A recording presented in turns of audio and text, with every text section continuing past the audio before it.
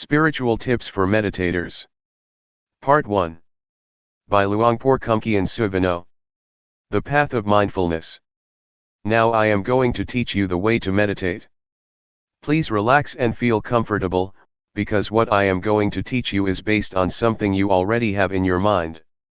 The teaching that I am going to instruct you in is based on something which is real and genuine, the truth. And the truth cannot be deceived. It cannot be deceived by neither the master nor the students. The master cannot deceive the student and the student cannot deceive the master, once either of them has realized or understands the truth. This is a technique that can be understood by everybody. All of us have mind and body. We also have mindfulness. Mindfulness is a quality of mind that we can cultivate and develop, but it is already in our minds. Once we are mindful or once we are awakened to mindfulness, all of us are the same, but if we do not have mindfulness or if we are not mindful, we are different. Meditating, especially developing mindfulness, does not require special time designated specifically for this technique. It can be practiced all the time in our daily lives. It does not demand special time, mainly because mindfulness is already in our minds. It can be developed through our daily activities. If we practice properly, we will feel that our lives are normal. We cannot practice for others but have to practice for ourselves. We cannot learn from others but have to learn from direct experience. We have to learn by realizing the truth in our minds. The meditation cannot be achieved from memorizing texts or reading books. We have to experience the reality in ourselves. For example, when we think, we have to see, observe, and experience the reality of thoughts, how they arise and how they fade away. These can be learned through direct experience, not through reading books or memorizing texts. What I am trying to convey is what I have realized from direct experience, not from analytical thoughts or knowledge of texts. This realization is based on direct experience that everybody can achieve or realize for himself. When we practice on what we already have. We have body and mind. We practice by using our body as an object, our body's movement. When our body moves, when our hand moves, we should just be aware. The hand is real, the body is real, and our awareness of them is real and can be cultivated. The more we practice, the more awareness we accumulate. This way of practicing asks us to accumulate awareness, until it becomes the dominant quality of our minds. Once everybody has total awareness, everybody will be the same in the sense that their lives are normal. But if we do not have awareness, we behave differently out of hatred, greed, and delusion, which disrupts our lives so that we contradict each other, preventing harmony and creating disunity. So, the point is how to cultivate awareness. The key to Buddhist meditation is cultivating awareness, and I am going to instruct you how. Once we understand and practice by ourselves, we will know ourselves better and live our lives properly. Now I will demonstrate. Everybody, please place your palms on your thighs, sit comfortably, and open your eyes. First turn your right hand onto its edge from your thigh, raise it to the height of your chest, and move it to your abdomen. Turn your left hand from your thigh, raise it to height of your chest, and move it to your abdomen. Move your right hand to your chest, move it out, lower it to your thigh, and turn it down. Raise your left hand to your chest, turn it out, lower it, and turn it down. Again. Please try to be aware of every movement, aware, not focused. Feel the sensation of your body. Just make it natural. Just feel it. That is the way to develop awareness naturally. Sometimes thoughts will sneak into our minds, just open yourself up to them but don't follow them. Once we are aware of our thoughts, we return to our body, to the movement of our hands. This method does not encourage one to stop thinking but just to be aware of it. In fact, we cannot stop thinking because it is the nature of our mind to think. We should be open to all kinds of thoughts, but do not follow them or repress them. Just be aware. With awareness, we will be firm and not react to our minds, either positively or negatively. This is the introduction. I would like you to try, to practice, to feel yourselves and see how it affects your mind. When you place your hand on your thigh, do you know where your hand is? Once you know where your hand is, you have already cultivated knowingness, that is to know, to feel where your hand is. And the practice of mindfulness is based on this awareness. When you turn your hand on your thigh, do you know the position of your hand? You know where your hand is, right? Raise your hand. Is it on your thigh? Where is it? Who knows the position of your hand? You or other people? Can anybody know for you? Is it only you that can be aware of where your hand is? No, no, no, be aware, be aware, be aware. Do not force your mind to focus or concentrate on every minute of your movements, just feel every step intervally, and don't focus your mind to feel like a straight line of feeling. That's not the right way. The only thing you have to do is be aware. Don't analyze or try to reason what you are going to do or why you are having such thoughts. Don't analyze or rationalize any of your thoughts. Do not make judgments, whether this thought is good or not, just be open to it, be aware of it, with no blame, no repression, and no stopping, just be receptive to the thoughts. This will enable awareness to develop quickly. Keep practicing, keep doing, and keep being aware of your body's movement. It does not need to be the movement of your hand, but can be the movement of your breath. When you breathe in and breathe out, these are also your body's movements. When you walk, try to be aware of your walk, be aware of whatever your movement is. Be aware of every position, and whatever you do try to be aware of only one posture. When you walk, just be aware of your walking, do not be aware of your breath. But if you want to be aware of your breath, that's okay as long as you choose only one object. Do not use too many objects or they will confuse you. The point is that whatever thoughts arise, just be aware, and come back to your body's movement. Do not be caught up in your thinking process or your thoughts. If you feel tired or tense after sitting for a long time, change your posture. While you change your posture, please be mindful, don't change it hastily out of impulse or out of unmindfulness. During your walking meditation, you can either fold your arms across your chest or clasp your hands behind your back. Keep your hands properly, it will enable you to walk slowly with mindfulness. About 8 to 12 paces of walking will do for the meditation. Do not walk for too long a length or your mind will be easily distracted. If you walk at my speed, in 1 hour you will walk 4,000 paces. If you know every pace, you already have 4,000 units of knowingness in 1 hour. It will accumulate and can change the quality of your mind.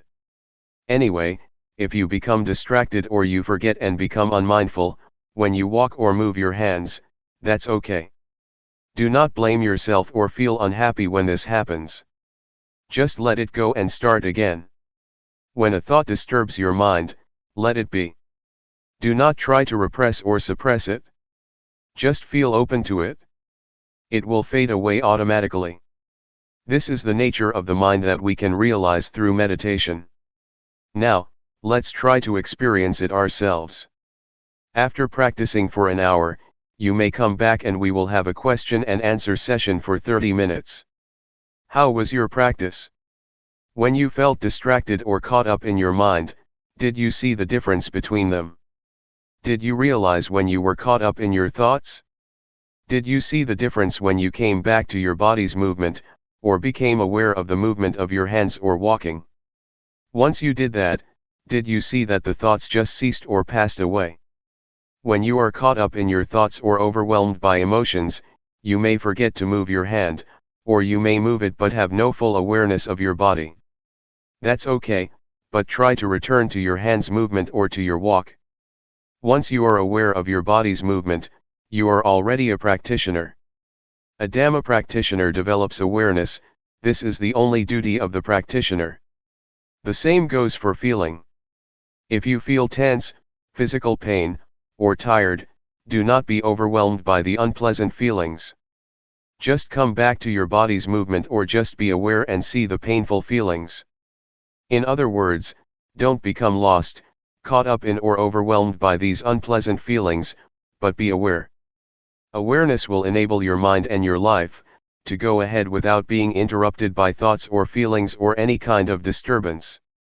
Thoughts will arise, feelings will disturb you, but if you have total awareness, you can go ahead without being stopped or blocked by these hindrances. You will go ahead, go straight ahead. For beginners, just cultivating awareness is enough. Do not try to achieve or gain anything. Do not expect any realization, any insight, or wisdom from the practice. Just awareness is enough for you at the present stage, and it will enable you to go ahead without any problems or difficulties. For the beginners, you may not sit longer if you wish, and the awareness may develop slowly, not smoothly. That's okay. Just try to keep practicing, and this will enable mindfulness or awareness to develop. Do not feel bad when you feel you are caught up in your thoughts, or in pleasant or unpleasant feelings, or you become forgetful of the practice. That's okay. Do not blame yourself. Do not feel depressed. Just come back to the practice, come back to be aware of your body's movement. When you keep practice, you keep accumulating awareness. You will begin to see, to realize, the nature of your mind. You will see that thought are one thing and mindfulness is another. The thoughts or feelings are not you, not yours, not me, nor mine. Previously, you may have thought that the thoughts are your thoughts, but in fact, they are not your thoughts. The thoughts are just there, but they are not yours. And this you can see, because of mindfulness. Mindfulness will separate you from the thought, so you can observe the thought without being identified with it, or take it to be you or yours. In the sutra, the Buddha advises us to contemplate, to be aware of body, feelings, and mind or the thoughts. These three aspects, body, feeling, and thoughts, are already with us, they are not something outside of us. We can use them for our spiritual well-being. In the past, when we wanted to stand up, we stood up instantly out of habit. But if we practice and develop mindfulness, before standing up, we will be aware of the desire to stand up. Thus we will stand up mindfully. We can apply this approach or this attitude to whatever activity we do, and our lives will be on the path to mindfulness. Meditation's priority is to develop awareness first. It is the crucial factor that needs to be developed during the practice. This is important because we are already good at analytical thinking. But we have to practice another quality of the mind, awareness. It will lead us to a realization through direct experience, that cannot be achieved through thoughts or the analytical mind. Any questions? If you want to ask, please ask based upon the experience that you have already had from your practice in the past few hours. Do not ask through the analytical mind. Question: the mind that gives rise to thought, the mind that's mindful, and the mind that is aware, are these minds the same? Answer: practically speaking, you can see the three. You can see the scattered thoughts, or you can observe the mind. This can happen when you are aware of your body. When you are aware of your body and a thought arises, your mindfulness will come and watch and be aware of your thoughts. You can see the difference, differentiate between your thoughts and mindfulness or awareness. Without being aware of your body's movement first, it is difficult to see the difference between your thoughts and your mind. Question: when you observe a thought, is the thought in the past?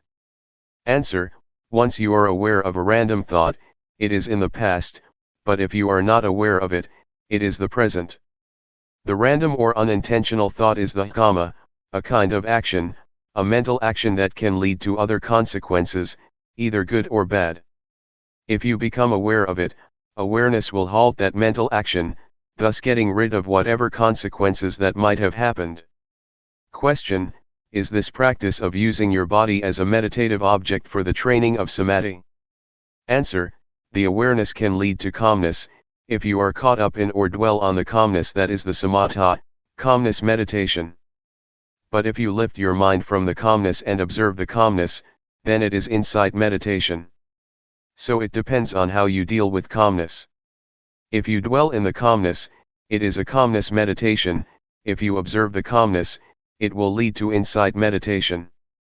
Question: is this awareness the same as the Buddha's? Answer: the awareness mentioned above is the same as the quality of Buddhahood. It will lead to total insight. This kind of practice also includes the threefold training: morality, concentration, and wisdom. Question: do you mean that awareness includes threefold training? Answer: the threefold training is not awareness itself, but is based on awareness. You cannot keep precepts without awareness. Awareness will enable you to keep the precepts, sila. And awareness will enable you to develop concentration, samadhi, and to gain insight, panya. We need not waste time developing sila, samadhi, panya by different ways, but go directly to develop awareness, then sila, samadhi, panya will take place. According to the Buddhist canon, the Buddha said, self-awareness is the origin of wisdom, the parent, the source of righteousness. But unknowingness or unawareness is the source or the parent of all evils. Question: nowadays, young children seem to be practicing awareness all the time. Even we, when we are exposed to something new, seem to be more aware. It seems as if we come to this world practicing awareness, then we start thinking, then we have the same thoughts over and over, and that turns off our awareness. Why is this happening? Answer: it is because we have eyes, nose, ears, mouth, and body, the 5 sensual bases, and mind, the 6th base, to understand the world. We use these 6 bases to have contact with the world, and this leads us to a lot of concocted mind. We think a lot because we have a lot of contact with the outside world. That's why our minds become busy and keep thinking all the time. We ignore another quality of the mind, awareness. That's why we have to come back again, because we have ignored it for such a long time. We have occupied ourselves with thinking, because of our contact with the outside world through the 5 sensual bases. Awareness will liberate us from all unpleasant events and unfetter our minds. It will liberate us from all hindrances and fetters. I can assure you that awareness will rescue our lives. Regardless of nationality or race, we can be united. Regardless of our differences, we have one thing in common: awareness. Awareness is in every person. So, I would like to encourage you to develop awareness, so that we will go beyond nationality and race. After the practice, do you feel that you can get in touch with awareness, the awareness in your mind? It is an quality inherent in you, that leads you to get in touch with it. Question: it's very hard to slow my mind down. Answer: we are not going to stop the thinking process, we are not going to fight it.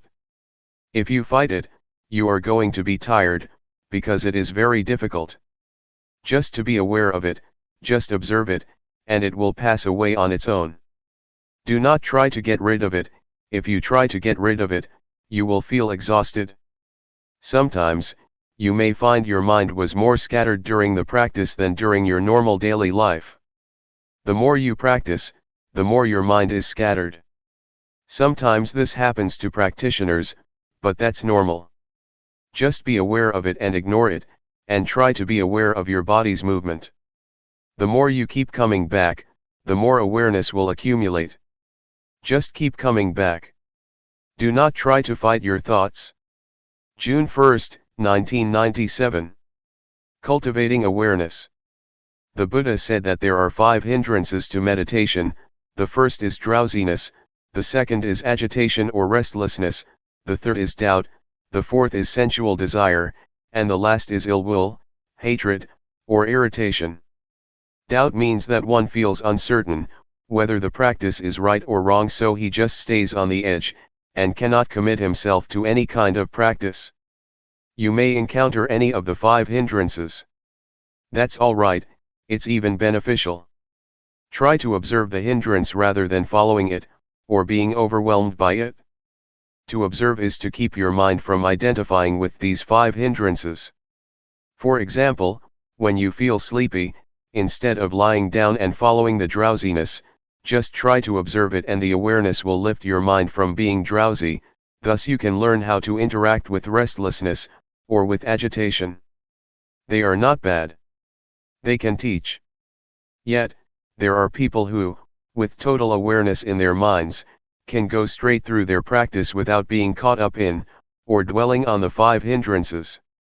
Awareness not only helps us overcome the 5 hindrances, but will also lead us beyond delusion to insight, or wisdom. When one is unmindful, unaware, or becomes caught up in one's thoughts, one cannot see things clearly and is overwhelmed by delusion.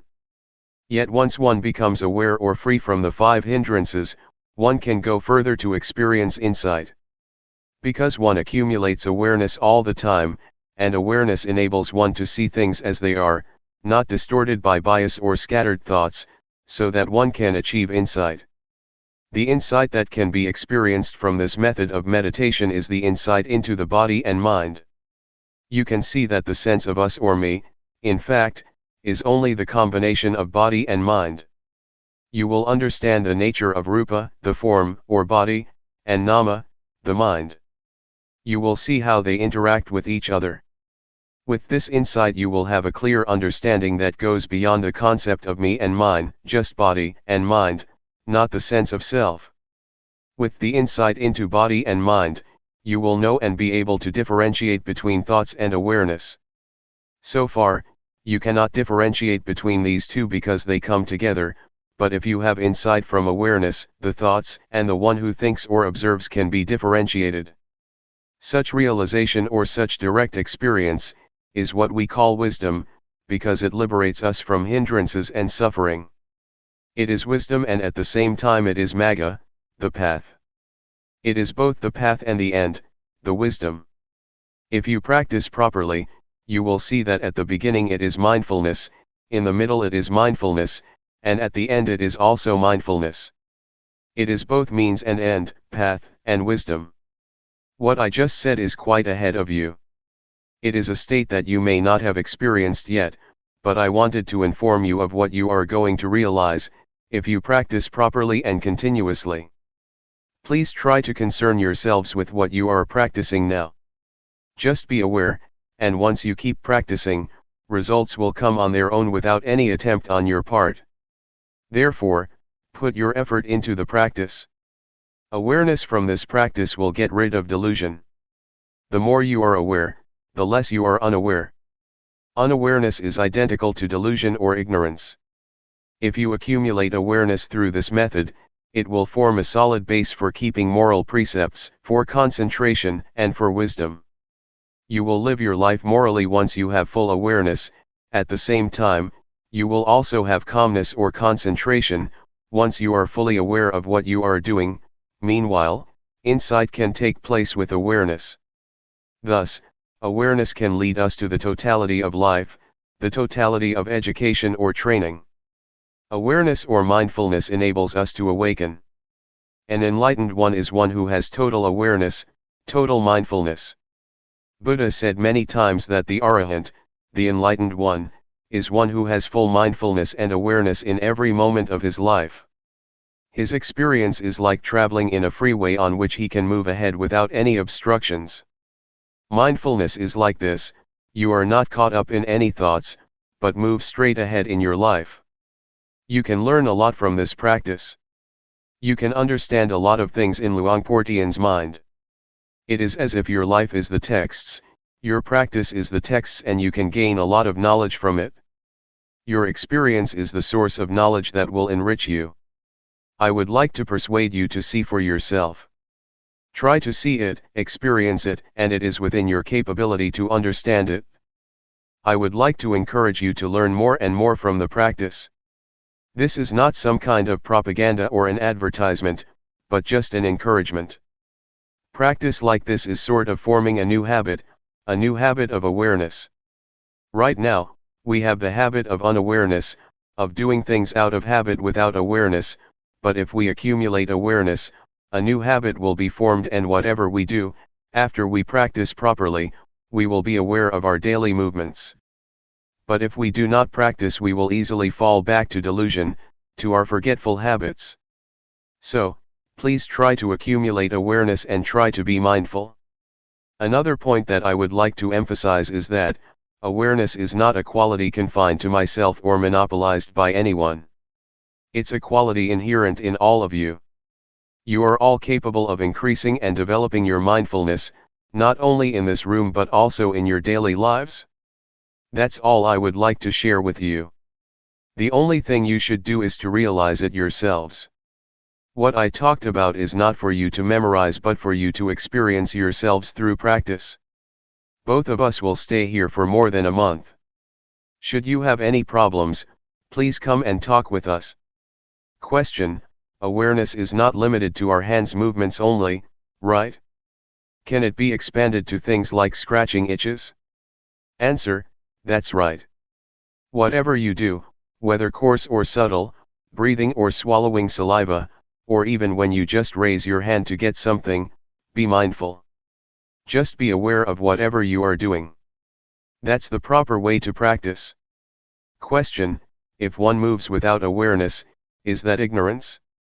Answer: yes, that is a kind of ignorance. There are many kinds of ignorance. The most fundamental ignorance is of the things that cause suffering to you, whatever kind of thoughts or understanding that troubles you, or creates suffering for you. Question: the Buddha's awareness is the same awareness that we are talking about, except his awareness is continuous, right? Answer: yes, it is the same, but the awareness of the Buddha is not only continuous, but is also awareness in its totality, awareness that replaces ignorance to the extent that there is no residual of ignorance left. But for us, we still have ignorance, our awareness still broken. Question: what is the difference between the awareness of Sotapanna, Sakadagami, Anagami, and Arahant? Answer: the awareness of these four enlightened beings are different in terms of degree, and also in terms of quality.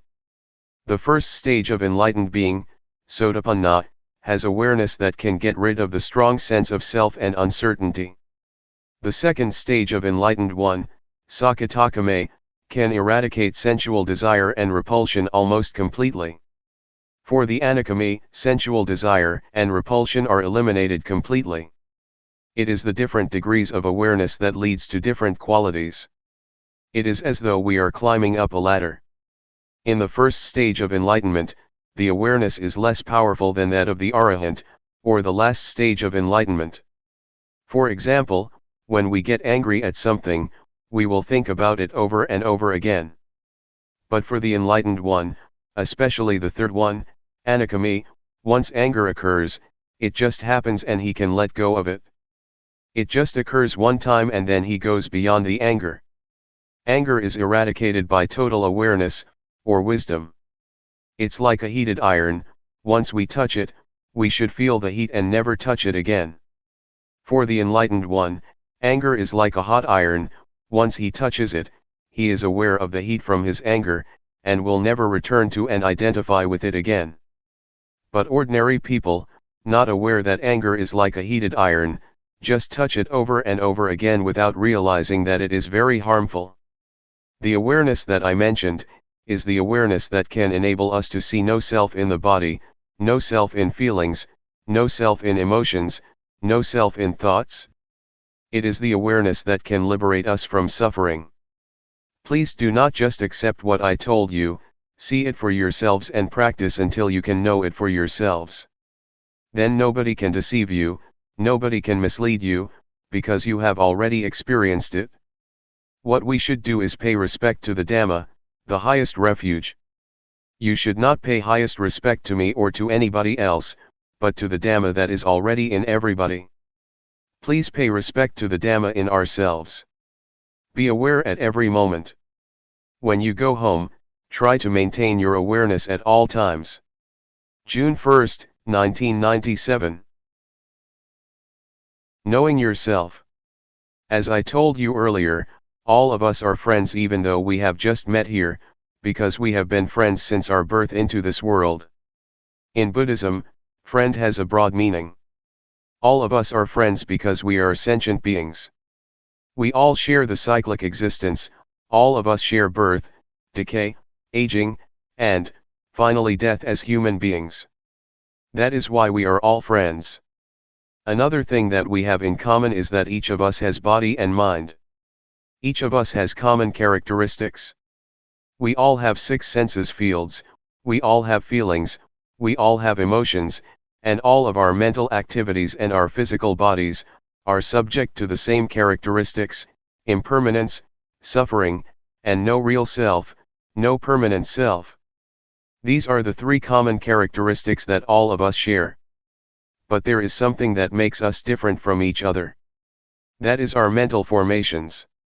We have different ideas, we have different opinions, we respond to our surroundings in different ways. It is our mental formations that makes us different from each other. However, these mental formations can be transformed, making us one, the same as a person.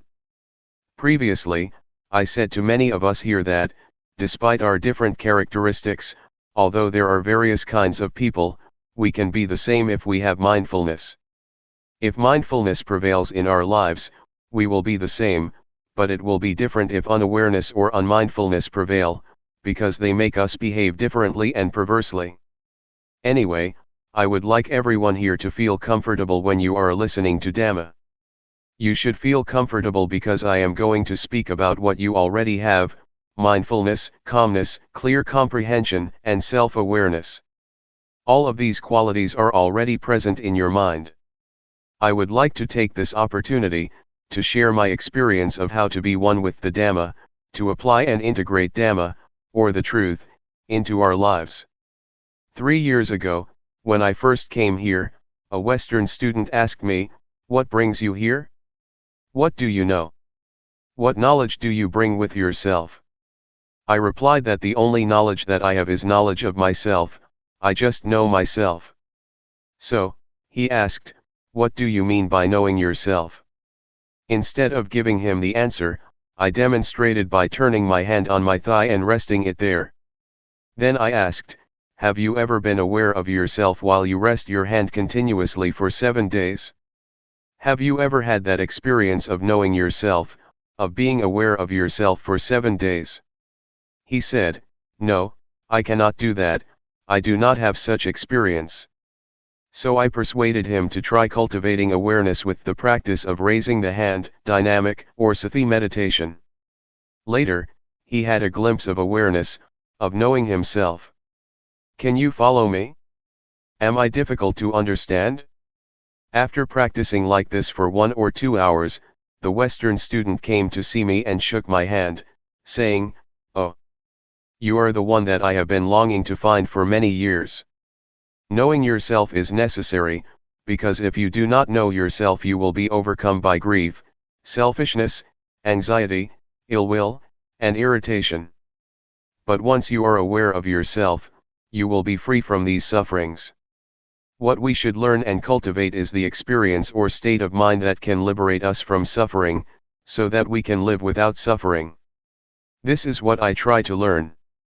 I do not know how to make money or how to increase my pride, I do not search for honor or seek admiration. What I try to learn is the way out of suffering. The experience I mentioned is what we call Dhamma, or the truth. It is the truth that frees us from pain or affliction. It is the Dhamma that leads us to enlightenment, to be totally awakened. The truth, or Dhamma, is what makes one a Buddha. It is an experience can be shared not only by monks, but by everyone. This insight into nature brings us all into the oneness, to be the same. What I tell you is not speculation, but from experience developed by following the path of the Buddha. It is what the Buddha has already said. It is the outcome of the practice that the Buddha developed, the 4 foundations of mindfulness. That is, to be mindful of body, of feelings, of mental formations, thoughts, or emotions, and of all existence in nature. Question: can people who have jobs that require a lot of concentration, such as scientists, maintain awareness while concentrating on what they are doing? Answer: it is possible to have both concentration at work and awareness of what we are doing. In fact, concentration and awareness should go together. You cannot concentrate if you are not aware of your thoughts or of distractions. Once we are mindful, once we are aware of the distractions, we can concentrate because we are able to remove the distractions. Not only does mindfulness help us to concentrate on what we are doing, it also helps us to use our intelligence more effectively. Mindfulness is like the master who tells how to use our intelligence properly. If you do not have mindfulness, or if your mindfulness is very weak, it is not easy to use the intelligence and information that you already have in a beneficial way. Mindfulness is like the software that tells us how to retrieve the information for this purpose. In Thailand, we compare mindfulness to the captain who controls and guides the ship and intelligence to the engine. So the captain controls the engine in the same way that mindfulness controls intelligence, to make the most use of it. So the answer to your question is twofold: mindfulness and awareness are both important. They enable us to concentrate and to use our heads, or our intelligence, properly in a beneficial way. Question: when I have a lot of problems, I seem to lose awareness of my body. Is that okay? Answer: it is normal that at that moment you cannot be aware of your body, but you still have to be aware of the thoughts in your mind. It is okay, because awareness means being aware of both your mind and your body. For those who have to think, it is at that moment that they should be aware of their thoughts, but it is not necessary to be aware of their bodies. Question: when I am reading, I am not aware of anything else. Is that also a form of meditation? Answer: yes, it is a form of meditation, if you hear the noises around you but do not pay attention. If you concentrate on reading, but are aware once you feel something strange outside, and you can turn your attention from your reading to the outside, it is a form of meditation. But, if you concentrate and try to cut yourself off from your surroundings, then, it is not mindfulness meditation. Question: are mindfulness and awareness the same thing? Answer: technically speaking, they are not the same but work together very closely. Mindfulness means sati in Pali. Awareness means sampajanya. But sati and sampajanya are very close, they are twins. In Thailand we call both sati and sampajanya mindfulness. Practically, they are synonyms, but technically, they are different. Question: can you explain the difference? Answer: sati, or mindfulness, means recollection, or calling to mind. Awareness means you know clearly what is going on in your body and mind. They have to be together. Once you collect your mind on some particular moment or movement, you already have the clarity of that movement and of yourself. They go together. Awareness is the consequence of mindfulness. Mindfulness and awareness are the crown, or the peak, of all Dhamma, or all teachings. If we are mindful, if we are aware of ourselves, it is not possible for us to break morality, or sila. Once we are mindful, we are free from distraction, and concentration arises. This is samadhi. With awareness, our minds become clear. With such clarity, insight will arise. This is Panyat. These three are the totality of Buddhist teaching. We call it the threefold training: training in higher morality, in higher concentration, and in higher wisdom. That is why mindfulness and awareness are called the crown of the Buddha's teachings. It is the teaching as a whole. With mindfulness and awareness, samatha and vipassana are possible. Samatha means calmness meditation, vipassana means insight meditation. These two types of meditation are possible with mindfulness and awareness.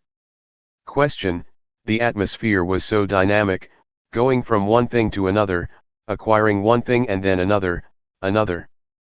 It is desire, get, achieve, I had to leave. I found I was more centered when I reached home than I was at the monastery. Yet, the monastery is based on experience and wisdom, and it is this atmosphere the Buddha wants. I cannot explain why this is valid. I came 2 years ago to Chuangyen. There was the lake and the little pagoda but no statues, and today I come here and find size and quantity. I find a disturbance that was not here before. I am having a hard time placing myself in a peaceful relation to these. Can you comment on this? Answer: there are 4 aspects of Buddhism. The first is the teaching or state of mind that can be realized through the practice. Second is the tradition, customs, conventions, or rituals. Third is the material aspects, like buildings, temples, halls. The fourth aspect is the personnel, monks, nuns, laypersons. I try to emphasize the first aspect of Buddhism, that is the teaching or the experience that can be realized through the teaching. We should concentrate on this aspect. Do not pay much attention to the rest, the rituals, the buildings, or the personnel. If we focus on the teachings and the experience that can be developed from the practice, we will realize ourselves. So, I suggest you do not pay too much attention to the other 3 aspects or they will disturb your mind. It also happens in Thailand. There is much contradiction between teaching and practice, between the teachings and the monks themselves. Sometimes monks behave themselves badly, but this does not mean that you should ignore the Dhamma, the teachings. We have to separate the teachings and the personnel, the buildings, and the rituals. Sometimes the rituals contradict the teachings. Sometimes, monks are self-centered, practicing meditation without concern for the world. If we engage ourselves in these kinds of arguments, we cannot find peace. So, just keep practicing and try to put the teachings into practice. This does not mean that if one individual practices properly, the rest will follow. No, I only suggest that we start with ourselves. If we expect other people to start, if we expect other people will start without beginning with ourselves, then nothing will happen. Let us start with ourselves and then pay attention to the rest. I would like to share my experiences of when I was a young monk, just a beginner, starting to practice Sati meditation 30 years ago. The other monks, my friends, were not serious about the practice. They preferred chatting all the time, and many monks tried to engage me in their conversation. Many things around me were quite irritating, quite annoying. But I decided that I would not pay attention to my surroundings. I behaved myself properly and paid attention only to myself. If I engaged with my surroundings, with my fellow monks, I would not progress in the practice. So I just tried to concentrate on myself and ignore whatever was happening in the monastery. I started with myself first to make progress. But the most important hindrance is internal disturbances, not external ones. Previously, prior to coming to practice this method of meditation, I had practiced the calmness meditation, using my breath as the object of meditation to bring me calmness, a kind of trance and absorption. But when I started practicing Sati meditation 30 years ago, I doubted this method because it never gave me calmness. I was not sure whether I should pursue this method or not. There was a kind of irritation, annoyance, and uncertainty in my mind, which kept me from practicing Sati meditation earnestly, and this hindrance was more serious than any external annoyances. But once I made up my mind that I would practice Sati meditation without questioning, without reasoning, just experiencing directly with mindfulness, I felt that progress in the meditation had been made. So I would like to suggest you be aware of and concerned with the internal hindrances, that are more irritating than any external disturbances. To practice meditation, we have to be prepared to face a lot of problems. Before Buddha became enlightened, there were a lot of devils, or Maras. Mara is the deity which tries to subvert or undermine enlightenment. The army of Mara tried to disturb Buddha, to persuade him to stop practicing, even threatening the Buddha. A lot of warriors, a lot of Maras, came to try to overcome the Buddha. But with the strong determination, with the earnest attempt and strong will of the Buddha, he overcame the army of the Mara.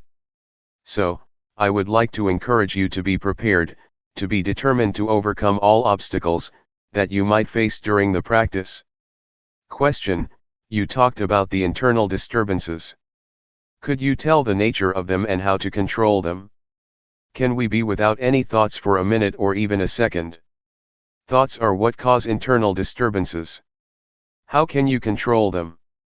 Answer: try to be mindful, try to be alert and awake, don't follow or be carried away by our internal disturbances. For example, if you feel sleepy or drowsy, do not follow the drowsiness or be carried away by drowsiness. Stand up or rinse your face with water or try to be skillful. Create or invent a method that will enable you to be alert and awake.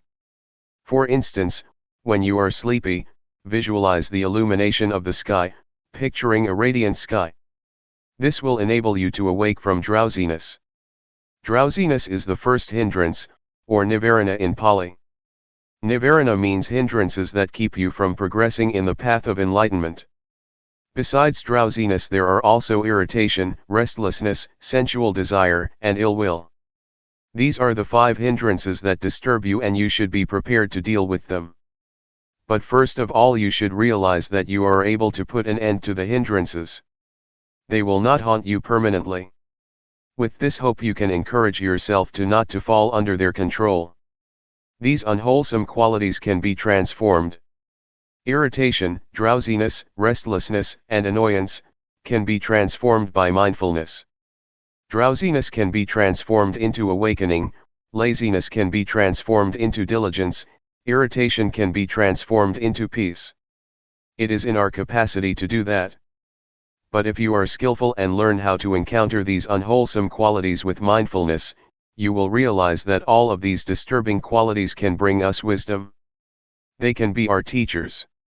Drowsiness can teach us to be more intelligent. Irritation can teach us to be wiser. These can be accomplished by cultivating mindfulness. Do you want to try? Tomorrow we will start a 7-day retreat. I will take care of you if you would like to try, and I will not mislead you. I assure you that I will lead you down the right path. Question: why do you call it Sati meditation? It is supposed to be very calm and quiet. Answer: there are 2 kinds of meditation. Calmness meditation is one, but there is another kind of meditation that asks us to pay attention to awareness.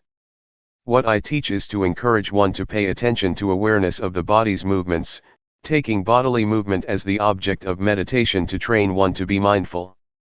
To pay attention or be aware of whatever movement you are making, whether you are standing or walking, pay attention. You are mindful of that present movement, it is the object of meditation. It is called Sati meditation, because it uses the body's movement as the object of meditation. It is called Sati because we do not sit in stillness, but create bodily postures as the object of meditation. Driving can be a form of meditation. Reading is also a form of meditation if you read properly. Sewing is too, as when I try to sew my robe for 9 days. Meditation is to pay attention to one thing with full awareness. Meditation is not necessarily closing your eyes and crossing your legs. Question: you said mental awareness of bodily motions was important. What if you are aware of something around you? Answer: in this practice, we are aware of our body's movement. This is the main posture, the main activity. But we are also ready to be aware of other things, either in our minds or outside in our surroundings. For example, when I am practicing, if a friend comes to ask for a needle to sew his clothes, I am ready to give him the needle while still keeping with the practice without talking to him. I just stand up and find the needle for him. After giving him the needle, I return to my practice. It means that I am ready to respond or to be aware of anything that occurs to me internally or externally. I do not cut myself off from my surroundings but am ready to hear the noises. If there is nothing special, I just pay attention to my bodily movement. Question: you are also a social worker. Do you teach Sati meditation to the people you serve, and how effective is it in helping them? Answer: I teach many who are receptive to my teachings, but there are still a lot who do not practice what I try to teach, because they are busy, occupied with their careers. Most of them are busy farmers with no opportunity to practice. I myself have to preserve the forest by my temple, keeping the illegal loggers away. Sometimes I try to teach them meditation too, but it is not easy. Drug addiction is also a problem in my village. I try to recruit the young villagers who are addicted to drugs to enter the monkhood, and train them for a month. They are okay when they are monks, but when they disrobe they become addicted again. I do not know how to help them. Thai villages are transforming. A lot of modern illnesses and problems are arising on the village level. Not only poverty, which is the last problem. The new problems are drugs, divorce, the breakdown of the family and the rise of single-parent families. These kinds of problems are spreading even in the villages. Our village is quite remote but still has such problems. Now, only the old and the children are in the villages. The young people, both men and women, have gone to the city. The village is going to break down. Community life is breaking down. I hope that America will be the center of Buddhism in the future. Is that too optimistic? But it is possible, because the American people are intelligent and earnest in their practice of Buddhism. Question: can Luangpor elaborate more? Why will America be the center of Buddhism in the future? Answer: American people are intelligent. They also take meditation seriously compared to the villagers. For example, in my area, the villagers have to go out to the fields really early in the morning, cutting the sugar cane, so they have no time to visit the temple. They are busy all the time. But here, many of you live far away but can still spare the time to come here to practice meditation, while my villagers living next door to the temple have never showed up. June 8, 1997. Realizing the true nature. This is a good opportunity for all of us here, to practice in order to understand and realize the true nature of ourselves, and the true nature of reality. There are a lot of people that cannot spare the time to practice here, but all of us here are committed to the practice. So, from now on, I would like to give meditation instructions. In the time of the Buddha, we did not have a tag that says, silent meditation to refrain from conversing with others. But it is in accordance with the principle that the Buddha established, that it is good for one to not see, hear, or talk while he is practicing meditation. If we have to speak, we should speak mindfully; if we have to see, we should see mindfully; if we have to hear, we should hear mindfully. We come here to practice meditation, to cultivate mindfulness. Mindfulness is already a quality of our mind. Practicing meditation to cultivate mindfulness, we encounter a lot of obstacles, a lot of disturbances both in our minds and from the outside. So we should learn how to cope with them skillfully. For example, when you practice, you may feel pain, be tense, or tired after sitting for a long time. You need to change your posture, changing your position from sitting to standing or walking. But before standing up, you should remind yourself to stand up mindfully. Do not stand up out of habit or stand up unconsciously, but do it mindfully, with full awareness. This is the technique that I would like to share with you. Try to allow mindfulness to guide our behavior. When we are tired of walking and would like to sit, we should be aware of the desire to sit. The desire to sit and the awareness of it are different. With awareness, we can see our desire, our need to sit. Once we can see clearly, we are aware of our desire to sit, then we start to sit. This is how we use mindfulness to lead or guide our behavior. Do not be overwhelmed by feelings of pain, tension, or physical strain. Try to resist our habitual tendencies, because our habitual tendencies will lead us to delusion, to forgetfulness, and to ignorance. It is tempting to abandon our practice, so we have to resist, to go against the stream of habit. For example, before the Buddha's enlightenment, he sat near a stream and was determined to practice to the end until he reached enlightenment. Since he was not sure whether he would achieve enlightenment or not, he put a plate on the stream to see whether it could go against the stream or not. If it could go against the stream, that would mean he would achieve enlightenment, and he found that the plate could go against the stream. This is analogous to his determination to resist the habitual tendencies, which led him to enlightenment. So, I would like you to try to follow his path, to always be aware. Be constantly aware of your body's movements. When you raise or move your hand, keep being aware of your body's movement. Do not let yourself stuck on anything else, be it high or low, pleasant or painful. Just be aware of your body's movements. For beginners, I would like to suggest you meditate in two postures, sitting and walking, sitting and moving your hands in a rhythmic pattern. But, if you want to try to meditate with breathing, and you feel that it can develop your mindfulness, that is fine. However, I would like you to practice in only two postures. Try not to use the lying posture because it is not good for mindfulness. Also, in daily life, keep practicing mindfulness when you are changing your posture. For example, when you go to the dining hall or to the toilet, be mindful in every posture, in every movement you make, whether it be in this room or outside. Avoid judging whether this is right or wrong, or keeping asking yourself, am I doing this correctly? Try to avoid the sense of right or wrong. Keep practicing, simply practice.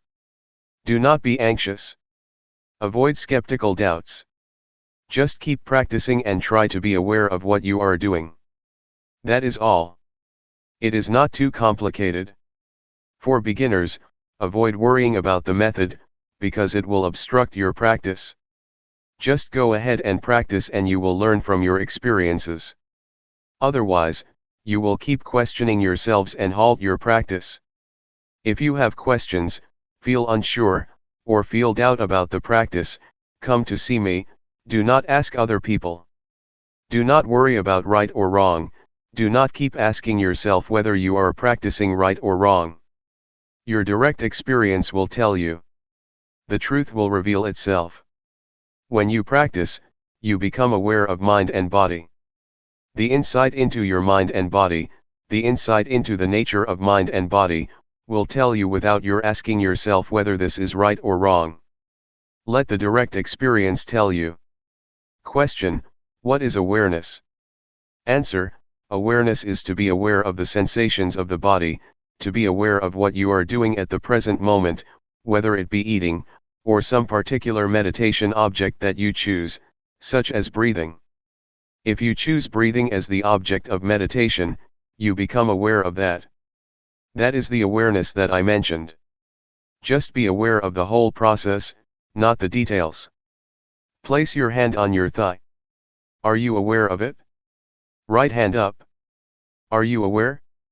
Just be aware that your hand is on your thigh, that is okay. Then, raise it up and move it to your abdomen. Turn up your left hand. Be aware.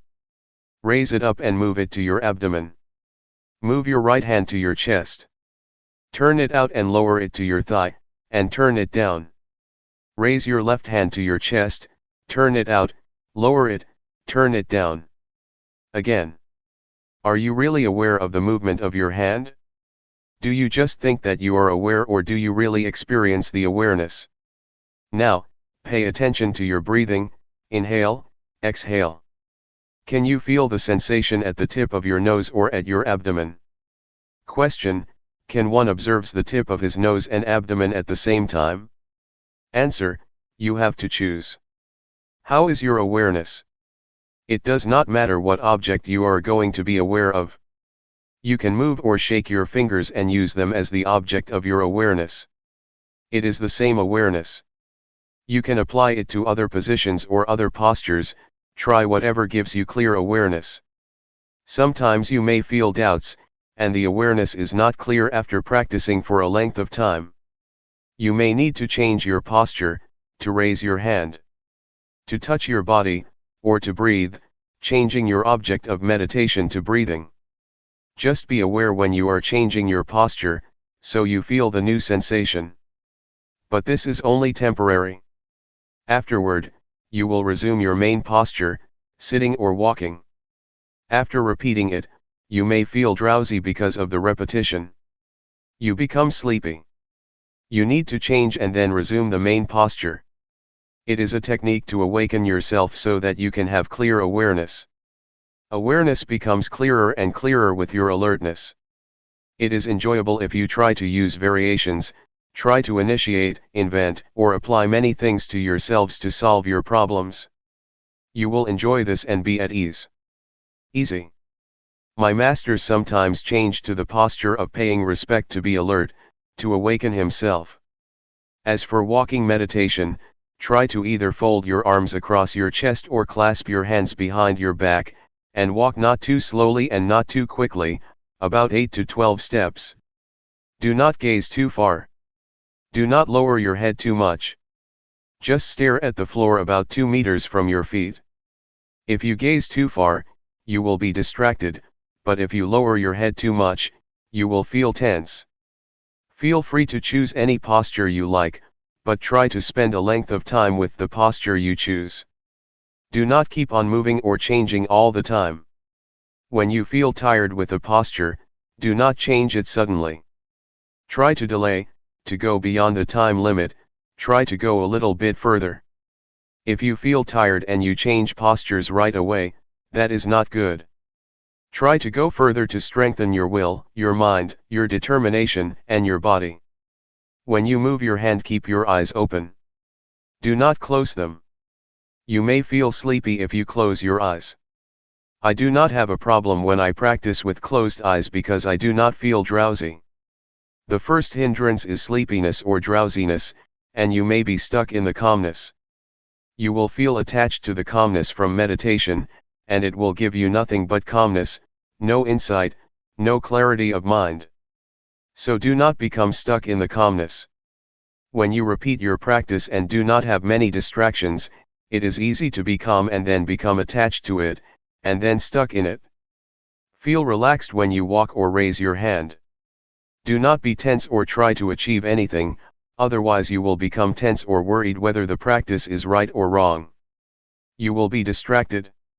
Just feel relaxed and do it with ease. If you feel relaxed, you can overcome a lot of difficulties. In Thai, there is a saying that says, "Face the tiger with a calm and cool mind." So do not take it seriously, do not try to get it right. It is okay if your mind wanders or is carried away. That is okay. Start again. There was a story of a Zen monk. A woman was pregnant out of wedlock and her parents asked her who the father of the baby was.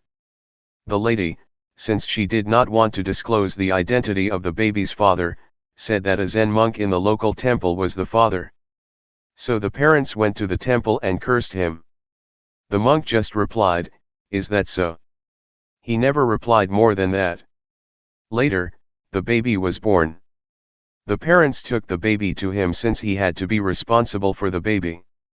The monk just said, "Is that so?" He never complained or denied the accusation. He just took care of the child. But later on, the lady felt guilty that she had caused a lot of trouble for the monk, so she confessed to her parents who the real father of the baby was. The parents felt bad that they had treated the monk very badly. So they went to the temple and asked for forgiveness. But the Zen monk just replied, "Is that so?" This is a stable mind. The mind that keeps constant never changes. Whatever situation it is, be it good or bad, the mind is still the same, the behavior is still the same. That is all for tonight. June 8, 1997. The balance of the mind. You have to bear in mind that words or language have their limitations, they cannot express or convey all conditions of mind, but you can see for yourself what happens to your mind during the practice. We try to cultivate awareness of our body's movements. To do that we have to keep our minds in balance. If our minds turn outward, that is they are distracted by external conditions or overwhelmed by stimulated thoughts, we cannot have clear awareness. At the same time, if our minds turn too much inward, we are easily tense because we focus too much on trying to stop our thinking. This will not enable us to have clear awareness either. Turning too much outward or inward is not good for us, so we should try to keep our minds in balance, neither carried away by thoughts nor trying to stop thinking. When I was a young monk practicing with Luangpor Teean, I practiced in a small cottage with closed windows and closed door. Luangpor Teean came to see me. He stood outside my cottage and asked me from outside, "Can you see me?" I replied, "I cannot see you." "Why?" he asked. "Because I am in the cottage and you are outside," I replied. Luangpor Teean then asked, "How can you see me?" I replied, "I have to open the door so that I can see you." So, Luangpor Teean asked me to open the door. When I opened the door, he asked me to stand at the threshold and then asked me, "Can you see me?" I said, "Yes." "So, you can see outside of your cottage?" "Yes," I replied. He asked, "Can you see inside your cottage?" I said, "Yes." So, Luangpor Teean emphasized, you should practice like this, that you can see both outside and inside, not to practice with the closed mind that you cannot see anything but inside yourself. This is not a good practice. You should practice with a mind that can see outside and inside. This is what he taught me. Luangpor Teean's instruction will be fruitful if we do not only reflect it, but try to follow or bring it into practice. If we just speculate on he taught, it is useless.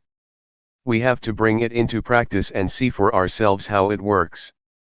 The point that Luangpor Teean emphasized is to keep our mind in the middle, not too much outward nor too much inward. The only way to do that is to feel, to stay on the basis of awareness. In order to have clear awareness, we have to keep our minds in balance, neither falling into distractions nor forcing our minds to concentrate, or putting much focus on any one point of the body. To be aware is to see, to notice the heat, to notice the cold, to notice pleasure, to notice pain, to be aware when our minds become high, and also to be aware when our minds become low, not to fall or be overwhelmed by each opposite of our mental states. Just let go of high and low, heat and cold, keep your mind unaffected by them. This is the middle way. This is the path that the Buddha described, the middle way. Those who force the mind to concentrate on the body's movement, or try to stop thinking, are what he described as trying to turn inward. That is, trying to stop thinking, or trying to force the mind to focus on a particular point of the body's movement. It is easy to get physical problems doing that. You may find it difficult to breathe or feel your chest tense. In this situation, it will be more fruitful to turn our minds outward, to our surroundings. For example, for anyone who has such symptoms, or is tense because of an overly inward-oriented mind, I would try to persuade that person to notice his or her surroundings. That is to turn their minds outward so that it will be in balance. In this case, outward orientation or outward attention is useful. It is not bad all the time. It can be useful, if we are to solve the problems of balancing our minds. A few years ago, there was a case in Thailand where a villager, who was very earnest in the practice, took his practice very seriously to the point of where his hands became so stiff, he could not move them. He did not show up for the morning chanting session, which started around 4 o'clock, and I did not see him in the dining hall at breakfast time either. I wanted to see what happened, so I went to see him at his cottage after breakfast, and found him sitting with his hands stuck to his abdomen. Once he saw me, he asked for my help. He said that his hands had been stuck like that since 3 o'clock in the morning, and that it had already been 6 hours since he could not move. He said he asked for help, gave blessings to the sentient beings, but it did not help. I know that his mind was turned too far inward. So, I tried to speak with him to push his mind outward, to involve him in outward conversation. I had a conversation with him in order to let his mind out of that situation. I asked him, "How many children do you have?" He replied, 3. So I asked, "Do you miss your children?" He said, "Yes." "How are you planning to help your children when they grow up?" I asked. He started telling me his plan for helping his children. Unconsciously, his hands fell down, and he did not even realize it, still talking, replying to me. A few minutes later, he found that, oh, his hands fell down. It happened because his mind became interested in something outside, his mind became balanced, and the problem of his hands was solved by itself. This is an example of how problems can be solved if we try to keep our minds in balance. So, please take advantage of whatever happens to you, whether it be distraction, tension, or repression. Do not feel it is useless. When you feel distraction, it is useful if you try to learn from it. You can learn a lot from whatever happens to you. So, make the best use of it. Do not feel bad when your mind is carried away by thoughts or feels scattered. It can reflect a lot about yourself and the nature of your mind if you pay attention to it. Take it easy, feel relaxed when you practice. For me, I have no problem sitting or walking for a long time without being tired, because I feel relaxed and I take it easy. Whatever happens to you, do not become fussy or frustrated. When you lose awareness, or when you become stuck in your thoughts or in your thinking process, do not be fussy about it. Just feel that it is alright and then come back to the awareness. With this kind of attitude you will feel comfortable, and will get through any kind of problem. You may face not only tension or frustration, but also drowsiness or anxiety. But if you take it easy with the effort, with the attempt to resist these tendencies, you will overcome all of them. Any questions? Question: you just mentioned that when you reflect you can understand more about yourself, but during the practice, aren't we supposed to not think and just be aware? Answer: yes, at this time you need not to investigate. Just be aware of it, just see it, that is enough. You will finally understand the thoughts, so you need not investigate. Just being aware of them is enough. I would like to add that once you have a better understanding of yourself and your mind, you should be careful not to fall into the trap of knowledge. Just knowing that you know is enough. If you become excited with your knowledge, it can distract you or obstruct you from being aware of your body. Question: does the knowledge obstruct because you are thinking too much? Answer: it is a trap. It obstructs the practice because when you know more and more you become fascinated by knowledge. When you know more and more, you tend to follow the flow of the knowledge and then you lose the practice of awareness. There is a possibility that insight will arise within your mind, wisdom, or insight into the nature of body and mind.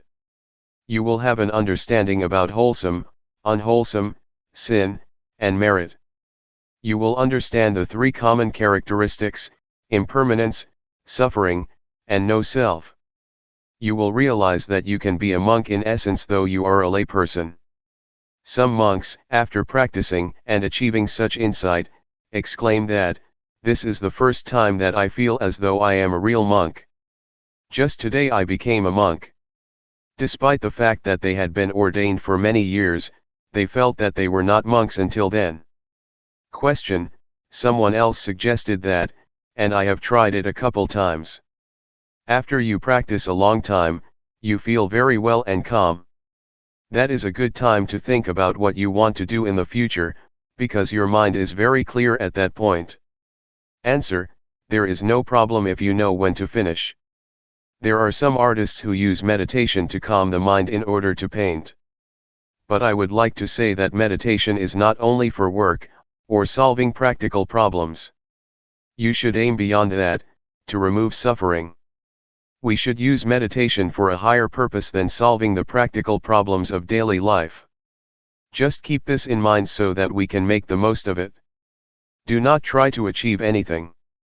Do not try to achieve supernatural powers, or want to be better than other people, to compete with other people, or to have a special mystical power. Do not have such an attitude or it will obstruct the practice. I would like to give another example. One monk in Thailand had achieved a lot before his entrance to the monkhood. He was a member of parliament, he had achieved everything he wanted to achieve. So his mind was achievement-oriented, and when he became a monk, he still had this attitude. When he practiced, he tried to achieve spiritual power, he tried to attain insight, the higher wisdom. He drove himself to practice a lot until his mind became out of balance. When he met me, he asked me, "Do you see that my robe is full of lotus? I am not an ordinary monk now." I took this monk out of the temple and tried to help him become normal. I took him to see the flowers, the trees, talked to him and made him forget the practice for a while, so that he became relaxed and felt better. But do not worry that you will be like him. I can assure you that I will take you to the right path. If you stay firm in your awareness and don't expect anything more than awareness, you will be all right. Question: was he practicing with Luangpor or with someone else? Answer: with another master. He was just visiting the temple. After a brief chat, I knew that the monk had a problem. Question: it is interesting that this monk would trust Luangpor. If they do not trust, the problem cannot be solved. Answer: it has nothing to do with trust. Because if we have the means to solve the problem, we just talk with him personally, and if we know how to help him get out of the trap that he is falling into, then we can help. In fact, this problem can be solved by itself, but it takes time, probably 10 days if nobody helped him. Question: I think maybe I am too inward in my practice, because when he told his interesting story I realized that all the tension in my back was leaving. After I went outward and listened to his story, I started to forget all about the pain. I still have a congested head, but I can see now that my back tension is releasing. Answer: it is okay. Whatever happens, do not be worried. You should learn how to solve the problem yourself. For example, when you become tense, try to look outward, see your surroundings and pay attention to them. This will help balance your mind. Question: I have noticed that when I go outside to walk around the pond, I feel more relaxed than I do in here. When I work in here, I feel more tense. When I work out there, it feels lighter to me. Answer: do not worry about whether your practice is right or wrong, do not try to achieve the right practice, just keep your mind relaxed and feel comfortable, going beyond anxiety or desire. Question: Luangpor mentioned earlier that hindrances can be helpful, so sleepiness or things like that can be helpful, we just need to resist them. I am just thinking, for example, that today I feel drowsy, and I have been staying with it. I am just thinking that maybe it is helpful sometimes to just go take a nap. When you wake up you feel refreshed, then you can practice better instead of trying to stay with it for a long time. Answer: if your body needs rest or feels physically tired, taking a nap is alright. Even the Buddha suggested you do that if your body needs it. But we should not take a nap on every occasion, just special occasions. If you take a nap every time you feel drowsy, you will not go anywhere. Question: in Sati meditation, we use our body's movement as the object of meditation. While doing the practice, there are other sensations of the body taking place, such as the stomach growling, legs going numb or coughing, etc. Where do we place awareness? Answer: when you cough, do it mindfully. When you feel tense or when you feel tired or have physical pain, sometimes it is not good to resist it. You have to reduce that pain by changing your position from sitting to walking, etc. You have to learn how to reduce this kind of suffering, it also depends on the case.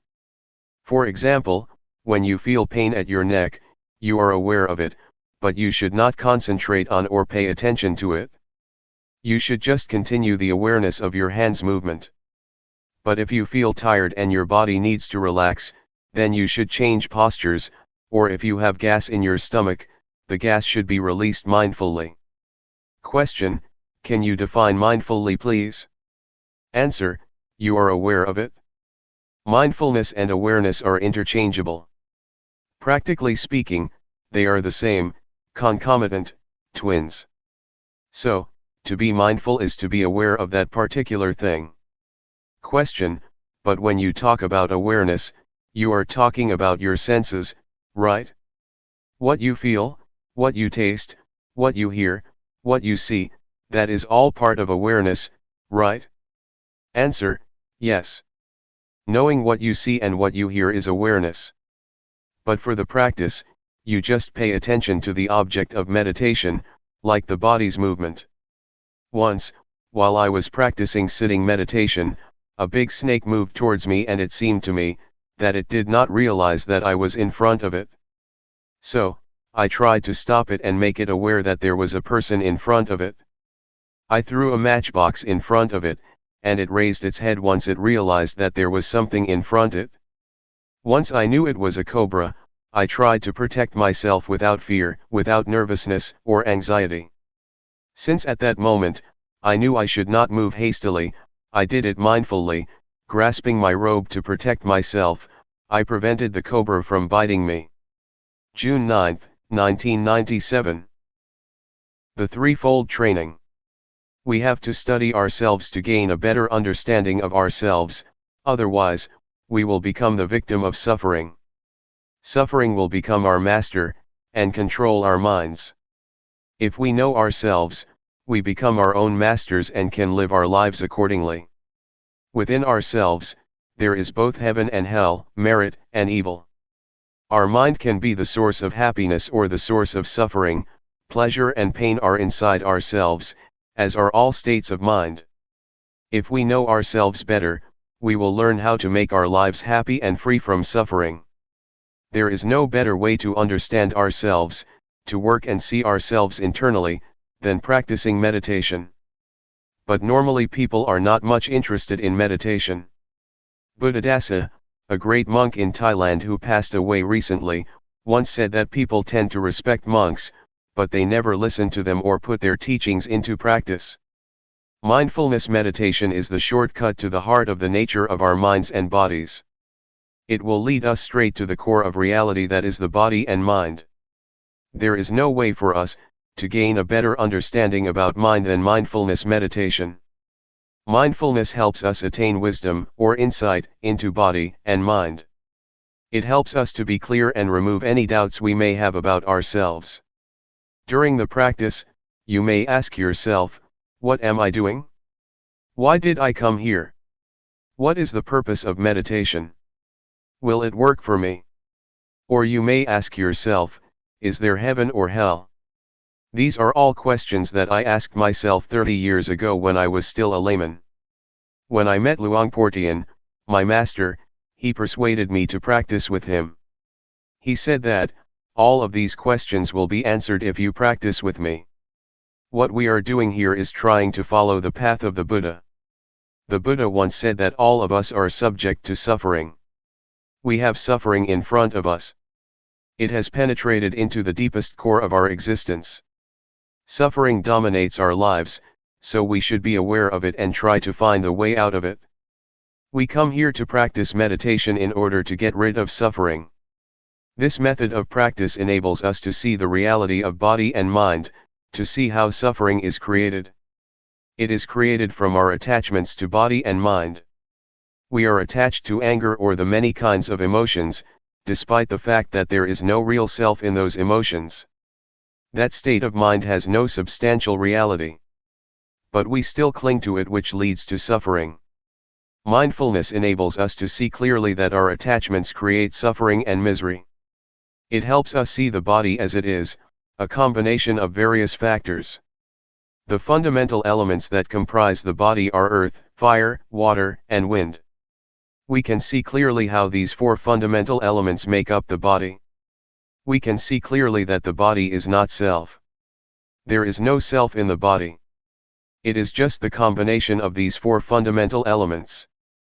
Meditation will also enable us to see the nature and conditions of the body. All questions about the body will be solved and we will not have any questions anymore about it.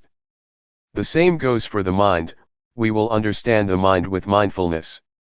There are thousands of different mental activities of the mind mentioned in the Tripitaka, or the Buddhist canon. These can be understood by us, if our mindfulness is developed enough. During your practice, a lot of thoughts arise in your mind and you may often be disturbed by them. Once you know yourself clearly, you will see that suffering is caused by your attachment to thoughts and emotions. When we hear a noise, we react to it, we are attached to it, and we make judgments about it. The noise is good, the noise is bad. Whatever we see, whatever we have contact with, we always react to it and make judgments, good or bad, pleasure or displeasure, satisfactory or dissatisfactory. We are not aware that we should not be attached to these objects because they have no self, it is just a thought, not the self, and we should not make it personal. There is no person in that thought, but because of our ignorance, we grasp it and take it to be a person or make it personal by attaching ourselves to it. Mindfulness meditation helps us to see, to go beyond convention. Conventions are not the ultimate reality. They are what we assume them to be. You assume that this is good, that this is bad, I am the monk, you are the layperson, this is Guanyin Bodhisattva, etc. We are attached to convention and this makes us suffer. If we see the ultimate reality, we will see and understand that convention is just what we agree upon together. With this insight, with this understanding of conventional reality, suffering has no basis of existence. Suffering exists because we are attached to conventional reality. Once we have insight into conventional reality, and understand that it is not the ultimate reality, suffering cannot be sustained. This is the ultimate insight that we can attain if we develop enough mindfulness. The practice covers the whole aspects of the training according to Buddhism. According to Buddhism, there are three aspects of the training we call the threefold training: training in higher morality, training in higher concentration, and training in higher wisdom. When you practice and develop awareness, the awareness will keep you moral, because if you have awareness, you will not be inclined or tempted to conduct evil. Awareness will enable you to be calm and have a peaceful mind. And, obviously, awareness will bring you to wisdom, to have insight into the nature of reality. You can see that whatever object we have contact with, there is no real self, no independent or substantial self that we can attach to. This will enable us to see reality as it is, to see how impermanent it is, to see how suffering it is, to see that there is not a self that we can attach ourselves to. Everything will be seen under this framework as being impermanent, suffering, and no self. We see what is subject to impermanence, what is subject to suffering, what is subject to no self. We let it be as it is. We are not attached to it. These are the insights that we can gain from the practice. With the insights I mentioned to you, our lives will not be harmful to either other people or to ourselves, because there will be no base for hatred, greed, or delusion to exist. We know that there is no permanent self for us to attach to, so we will feel free, we will feel independent because we have nothing to be worried about. I can assure you that this practice is the way to the noble path, to a noble being, to a noble life. It will lead to the truth that can be shared by everybody, realized by everybody. It cannot be deceived or distorted because it is already inherent in all of us. There is a saying in Thailand that morality will bring us happiness, a peaceful life, and enlightenment. The morality that I mentioned can be achieved by being mindful, by cultivating mindfulness, and it can be assured by the practice that I suggest and instruct you in. Anyway, what I teach is from experience. What I say now may repeat what I said before. It may not flow vertically or continuously, but it is the experience that comes from my heart and can be shared by anybody who practices. Enlightenment means there is no self to suffer, the self vanishes, so there is no base for suffering to exist. We do not need to act out of desire for enlightenment. We just practice, simply practice, and realization will come to us naturally because we carry out our actions. We make the cause and the outcome will take place independent of our desire. Enlightenment has to take place because we have created its cause. According to the law of causality, once we do this, that will happen whether you like it or not.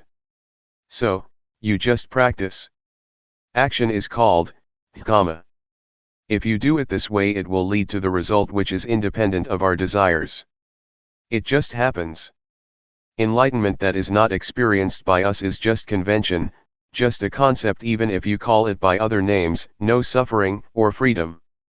Anyway, the point is that we just try to reach the state of no self where there is no suffering. If there is self, suffering can happen. If there is no self, suffering cannot be sustained. It is not desire because enlightenment is already in ourselves, hell and heaven are already in ourselves, everything is in ourselves including enlightenment and the path. So it is not something out there to be desired or grasped. You need not think about it. You can realize it if you practice enough. For example, does anger last? No. Have you ever acted out of anger? Yes. When you get angry and you fight back, anger fades away and is replaced by sympathy or guilt. So, you can see that anger has vanished and was transformed into other kinds of emotions. The same also applies to suffering. In fact, it does not last long unless we attach ourselves to it. If we are not attached to suffering, it will dissipate. This can happen if we have insight. Whatever we encounter, we will understand that it is impermanent, unsatisfactory, and no self. We will discard it easily without attaching to it. We let it go like garbage. There are many kinds of garbage: paper, plastic, recyclable or non-recyclable. We throw the garbage out according to its category. The same applies to whatever experiences we have. Once we make contact with any kind of object, we let it go.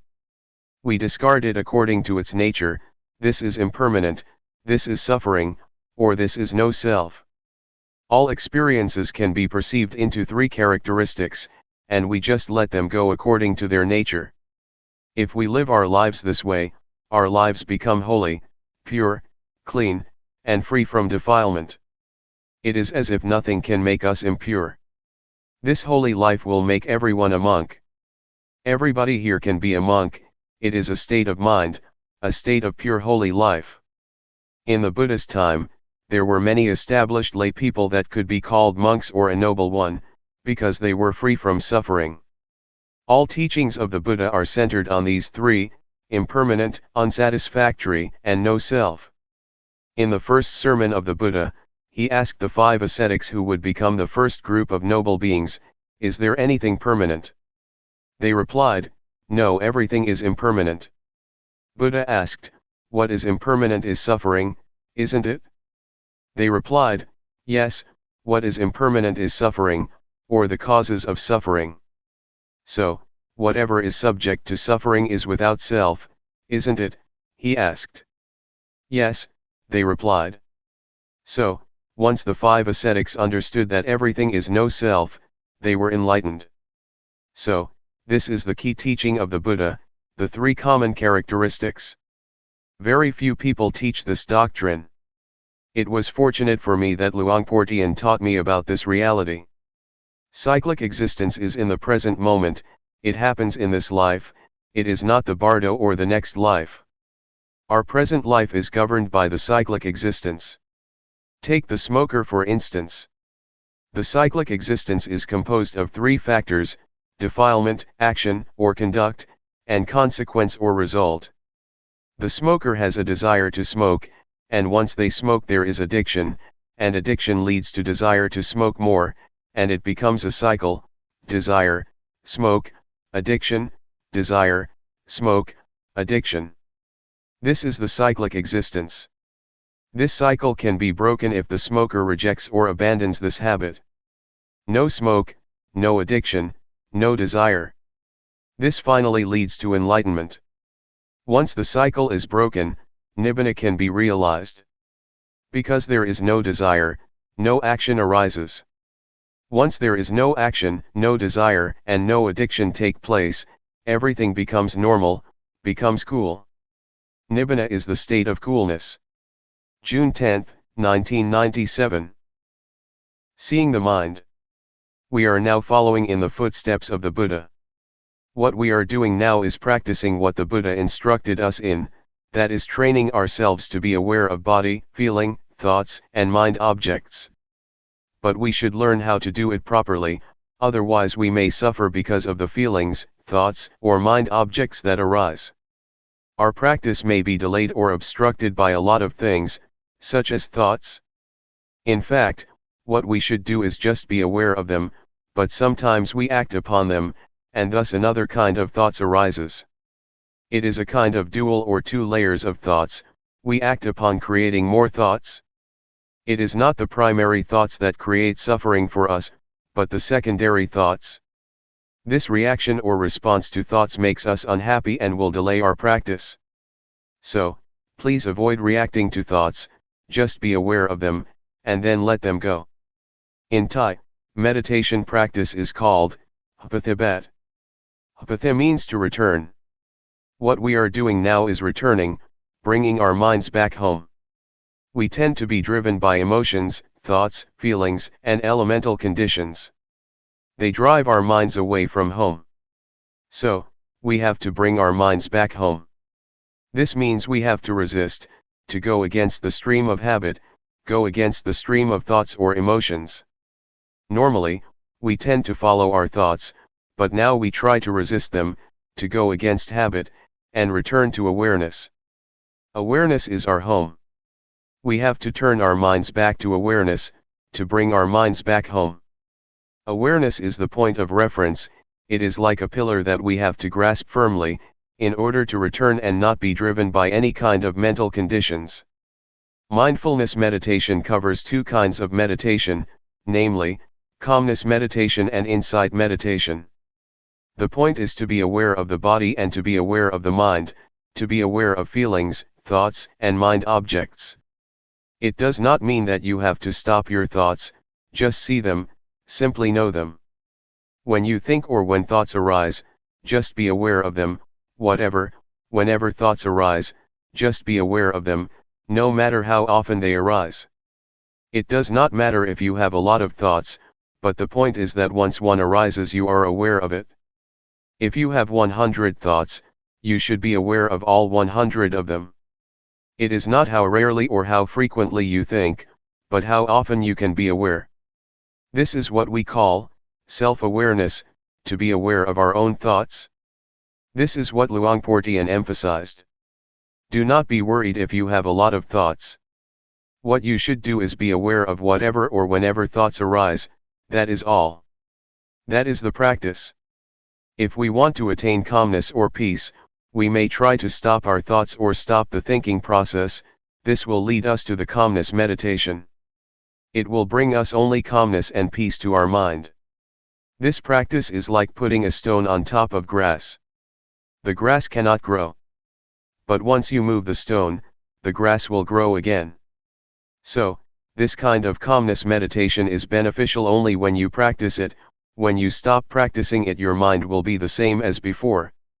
So, we are not going to do that. What we are going to do is not to stop thinking but to be aware of it, to be familiar with our thoughts. The more we are aware of our thoughts, the more we are familiar with them. We will be so familiar with them that we can point our finger at them, and tell them that we will not be their victims again. We will not follow them again. This is what we are trying to do, to understand our thoughts clearly and directly, knowing that they are only the concocted or compounded beings that deceive us. But once we know this clearly, they cannot deceive us anymore, and we become their masters. We will understand that thoughts are not self, they are just the result of the concocting mind. Many practitioners or meditators may at one point be overwhelmed by various kinds of thoughts. It is like an army of thoughts is bombarding your mind. You may encounter this experience. You may feel bad, but if you keep being aware of whatever thoughts that arise, at a certain point you will suddenly become face to face with the thought. You will see clearly that it is not self, that it is not yours. The thought is there, but we do not make it personal anymore. It is not me and mine, it is not my thought, the thought is not me, it is out there, and we are not going to identify with it anymore. At that point, the thought will have no foundation to stand on to exist. It will vanish, it will dissolve. All thoughts will be dissolved instantly. This is what I call victory of the practitioner.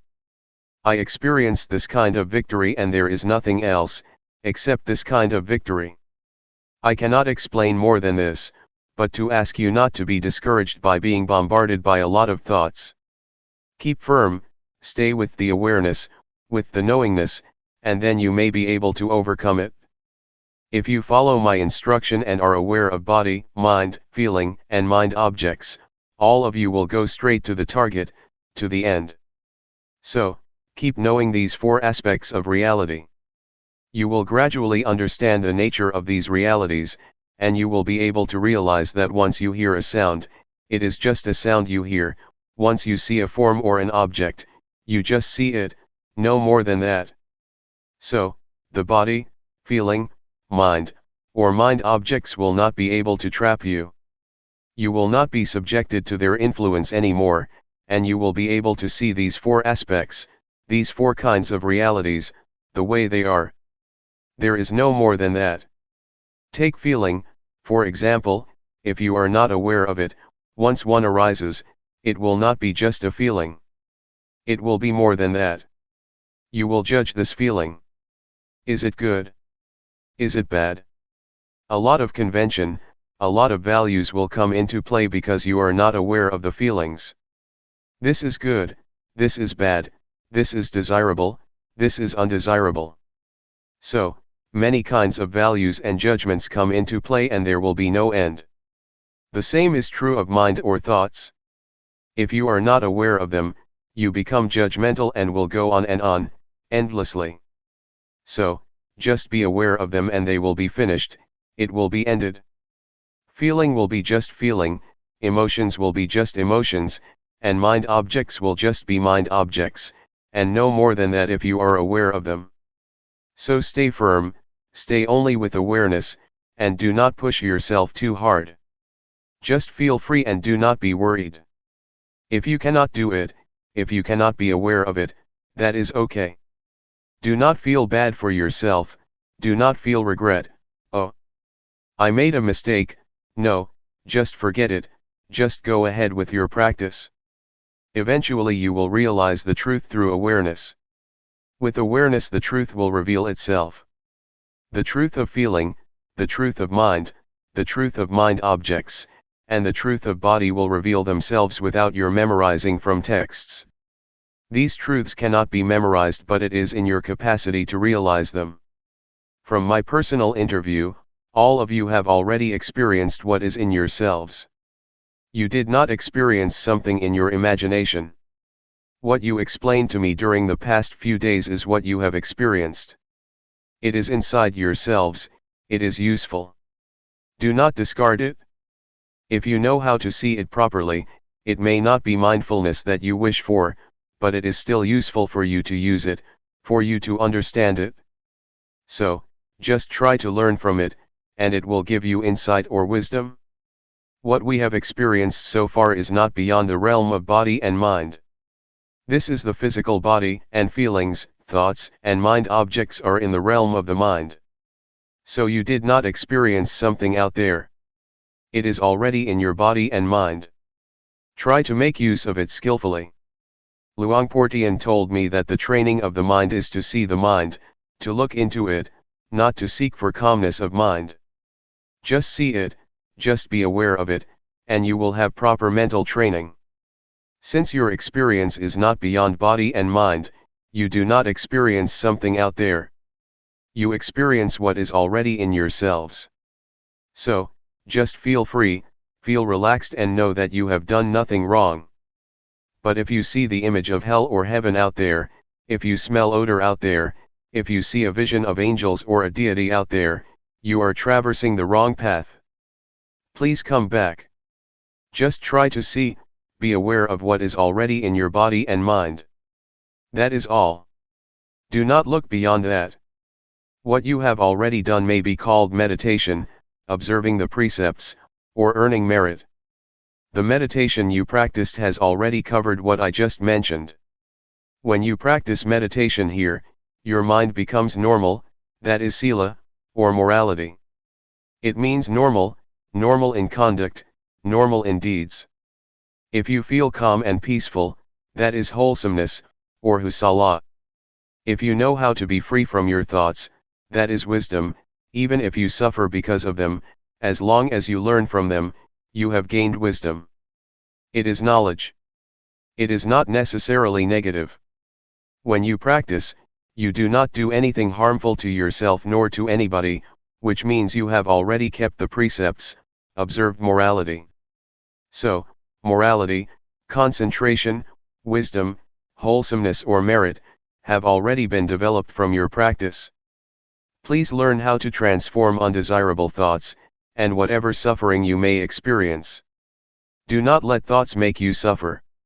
Try to adjust your mind, try to change it to be wholesome and happy. You have to learn by yourself to solve your own problems, and if you keep solving your problems, you will have what we call wisdom. You will learn that you are your own master, you will know that your own self is your refuge, and this is the ultimate truth that everybody should understand. There is no refuge other than oneself. Any questions? Question: whenever there is a thought, you suffer because you develop more thoughts. Thoughts that stem from intentional thoughts are okay, I think. For example, if during the practice, you have a thought and know that you cannot improve yourself based on it, then you come up with something of how you want to improve it. Answer: yes, if it is a skillful thought, it will lead to wisdom. We should learn from thoughts without suppressing them, that is what we call wisdom or insight. Wisdom can be obtained when body and mind are free of disturbance. Now, we are already here, and our bodies are far away from annoyance or disturbance. If our minds still think about this and that all the time, about sensual pleasure, about sensual happiness, the Buddha compared this situation to a log that is on the shore but is still wet. You cannot make fire with this wood. But if you are here, your body is in a place of solitude, and your mind is also calm and not engaged in sensual pleasure or distraction, you are like wood that has already dried and can be lit. This means that one will be able to be liberated because body and mind go together. The person who does not practice will keep thinking about the experiences of the past. But if we practice, our minds will be in order, they will keep knowing the present moment. And this mental attitude of knowing oneself, or knowing one's thoughts, will give the wisdom that the mind itself reveals, the truth that is manifested in mind. So, such practice will give rise to the wisdom that the Buddha suggested and praised. We are able to develop or attain a state of wholesomeness in the same manner that the Buddha did. We are able to abandon the unwholesomeness and the suffering that the Buddha was able to. What the Buddha attained is not something beyond our capacity. We can also achieve his compassion, his wisdom, and his purity. So, do not think that the Buddha's qualities are something out there. It is already in our capacity to develop them if we practice constantly. If we practice hard enough, his compassion, his wisdom, and his purity will be shared by us. Mindfulness meditation leads everybody to the same goal, just like Route 301 led everybody here.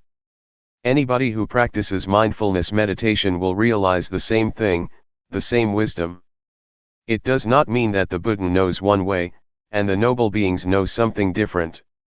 They know the same thing because they use the same road. Mindfulness meditation is the most important road to liberation. What we have practiced now is not a waste of time. Even though you have not attained wisdom yet, what you have done will produce results. You are going to create a karma, or conduct, that produces results. For example, when you raise your hand you become aware of it, such awareness will not vanish. It will accumulate and it will enable you to attain something. So, keep practicing even if you do not gain insight during this 7-day retreat. That is okay, just never mind. Please continue your practice after the retreat, and it will certainly produce results. Question: could anyone reach liberation during this lifetime? Does it depend on the amount of effort you put in the practice? Is it hindered by the sankhara that you have accumulated?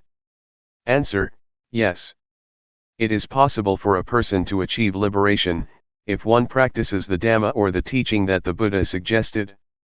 That is to develop or train in a higher morality, in higher concentration, and in higher wisdom. We are capable of reaching that point. It is not necessarily obstructed or hindered by past actions. If we practice in the present life, we are able to liberate ourselves. I would like to ask you, is there tomorrow? The teaching of the Buddha is full of marvelous characteristics. It is what the Buddha practiced by himself, and it is beyond time. It can produce results beyond the limitations of time. It is what one can realize by oneself, and it can be achieved by anybody with no limitation, and only the practitioner will realize it. You cannot practice it for other people. This is what the Buddha said. There is tomorrow, but we do not know what the chances are for tomorrow, and we cannot do anything about tomorrow. What we can do is today. The past, or yesterday, is already gone and we cannot do anything for the past. What we did in the past is already in the past, we cannot do anything else now. So only today can we do something. Please try to make an effort to improve today. Do not pay much attention to tomorrow or to yesterday. Question: can we teach what we have learned to other people? Answer: we teach and we share what we already have. If we are compassionate enough, we teach compassion. If we are kind enough, we teach kindness. So you share what you have already attained or teach it to other people. There are many things that we may not have achieved yet, but we are able to do that. For example, we may not have read a book but we can still give it to other people. It is like food that we do not eat but share with other people. We do not benefit from it, but we can give the benefit to other people. We just try to help as much as we can. If we find children in trouble, we should try to help them as much as we can. There are many levels of Dhamma. If you live your life according to the moral precepts, you do not harm anybody, you do not kill, you observe the 5 precepts, you have already attained some level of Dhamma. So you can teach if you behave properly. But for the higher levels of Dhamma, one has to attain some level of insight in order to teach other people, but in reality nobody can teach anyone, we can only teach ourselves. Question: I have a question on seeing thoughts. Over the years, I have been practicing, worrying over the quality of thoughts. Thoughts can be strong and there may be many thoughts coming. I am wondering, if, over time, as I keep practicing, will the nature of my thoughts change so they are not as strong, not as quick, or will you just see the thoughts and they will improve? Answer: yes. The unintentional thoughts or undesirable thoughts that cause suffering will change. Their nature will change if you keep looking at them, and at the same time you may be more adept at looking and seeing. Your capacity to look and the nature of thoughts will both change, and your unintentional thoughts will improve. Everything is subject to change, even hatred, greed, and delusion will change if there are sufficient factors to produce the change. It is the law of nature that everything is subject to change, because everything depends on various factors. Luangpor Teean once made an analogy of the state of enlightened mind. An enlightened mind will not hold on to or attach to sensual pleasure, or anything that causes suffering. You just let it pass, let go of it. But if you are an ordinary person, you just grasp this greed, hatred, or sensual pleasure. Even if this is the anger which causes suffering, we still grasp it, and we enjoy it, enjoy getting angry. So, this is the mind of general people who never practice, they cling to happiness and suffering. People do not turn away from suffering, they cling to it and do not let it go. I ran a summer camp. The small novices had a quarrel and wanted to fight with each other. I tried to keep them from kicking and striking each other, but they still wanted to punch each other. They wanted to preserve the anger, they clung to it and would not let it go. So, this is the state of ordinary minds, of ordinary people. When the eyes of the enlightened one make contact with a form, a visual object, to see is just to see, there is no clinging to the form or to the visual object, it just falls down and suffering cannot exist. There is no attachment to the eyes or to the mind. But for ordinary minds, once the contact has been made, they cling to the noise, to the object, and cannot let them go. In fact, Luangpor Teean compares it to clay. If you throw it at a wall and it sticks, it is like an ordinary mind, you cannot let it go. You just think about it over and over, and you become happy or suffer. But for the enlightened mind, it is like dried soil, you throw it and it never sticks to the wall but just falls down. You just see it but nothing happens. Question: is appreciation of beauty a judgment? Answer: that this is beautiful or this is ugly is just convention. The mind of the enlightened one is like the leaf of the lotus that cannot be stained by water, not even a drop. The enlightened beings live in the world but cannot be stained or polluted by the world. They do not cling to the world. They are beyond the world, but they live in the world. The lotus grows out of the dirty mud, but it will never be polluted or stained by the mud. It is very beautiful. This is the mind of the enlightened one. Question: why is happiness a suffering? Is it because it is unstable? Answer: if it is general happiness, it is suffering because it is subject to change. It is just convention. But supreme happiness, liberation, or enlightenment, is different. No happiness is greater than enlightenment. June 12, 1997. Foundations of Mindfulness. Please pay attention. We have been following the instructions that the Buddha gave in the sutta called Satipatthana, or the sutta about the 4 foundations of mindfulness, which covers all human activities. Human lives or human ways of conduct can be divided into 4, the realm of body, the realm of feeling, the realm of thought, and the realm of mind objects. There are a lot of details concerning these 4 aspects of a human being. Our bodies have experienced a lot of things, we have felt a lot of feelings, encountered various kinds of thoughts, and faced a lot of mind objects or mental impressions. No matter what happens to the body or to the physical form, with mindfulness we can understand the fundamental truth, or the fundamental nature that underlies the activities of the body. Mindfulness gives us insight into the nature of the body. The underlying nature, the fundamental law, that governs the physical realm is what we call, the 3 common characteristics: impermanence, unsatisfactoriness, and no self. Feelings are also subject to the 3 common characteristics. Every kind of feeling, whether it results from contact with the eyes, with the ears, with the nose, with the tongue, with body, or with mind, is subject to these 3 common characteristics. Ultimately, feelings have no self. We cannot take them to be a self or a person. If we do not understand the reality of feelings, we will be their slave. We will try to struggle for the pleasant feelings, we will try our best to protect whatever can give us pleasant feelings. A lot of people are busy possessing objects that provide them with pleasant feelings, but they will ultimately find that they cannot keep them all the time. They are subject to change, to vanish. The Buddha always stresses that a feeling is not self, it is not the person, it is not the individual, so do not take it to be a person or self. Worldly beings who do not practice cannot understand what the Buddha said, but we will be able to understand if we practice hard enough. During the past few days we have been here, we may not have attained this insight yet, but it is within our capacity to see, to understand, and to have insight into the nature of feelings. We should understand mind or mental formations too.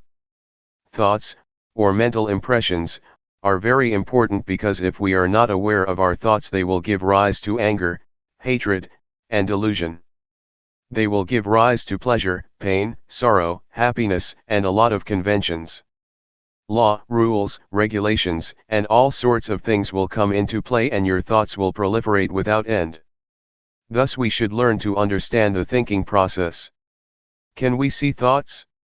Can we know the thoughts that arise in our minds? Do we follow the thoughts or do we just know them, just be aware of them? Do we suffer because of thoughts or do they make us happy? Can we see how thoughts are not self? Are we able to see them as void or empty of self? If we understand and see the thoughts that arise in our minds, thoughts are no big deal. We will become their master. But if we do not know the thoughts in our minds, they will control our lives, they will be our masters. To practice mindfulness meditation, we start by cultivating awareness of our bodies. We start at this point and then we become aware of feelings. Once we are confident enough to be aware of body and feelings, we will then go to the next step of being aware of our thoughts. We cannot jump directly to awareness of our thoughts, because we need to be skillful enough or it will cause us trouble. Our mindfulness should be cultivated and it has to start from an awareness of the body and our feelings. Once our mindfulness is developed enough, we will proceed further to train ourselves to be aware of our minds. We have to know the former step thoroughly first. If we ignore the awareness of the body, and jump to the step of mental awareness, we will become easily lost in our thoughts.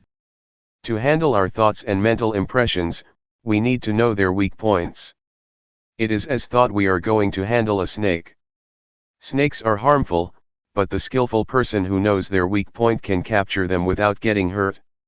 It is like handling an elephant. Elephants are very big and strong, much stronger than human beings, but if we know their weak point we can capture and harness them.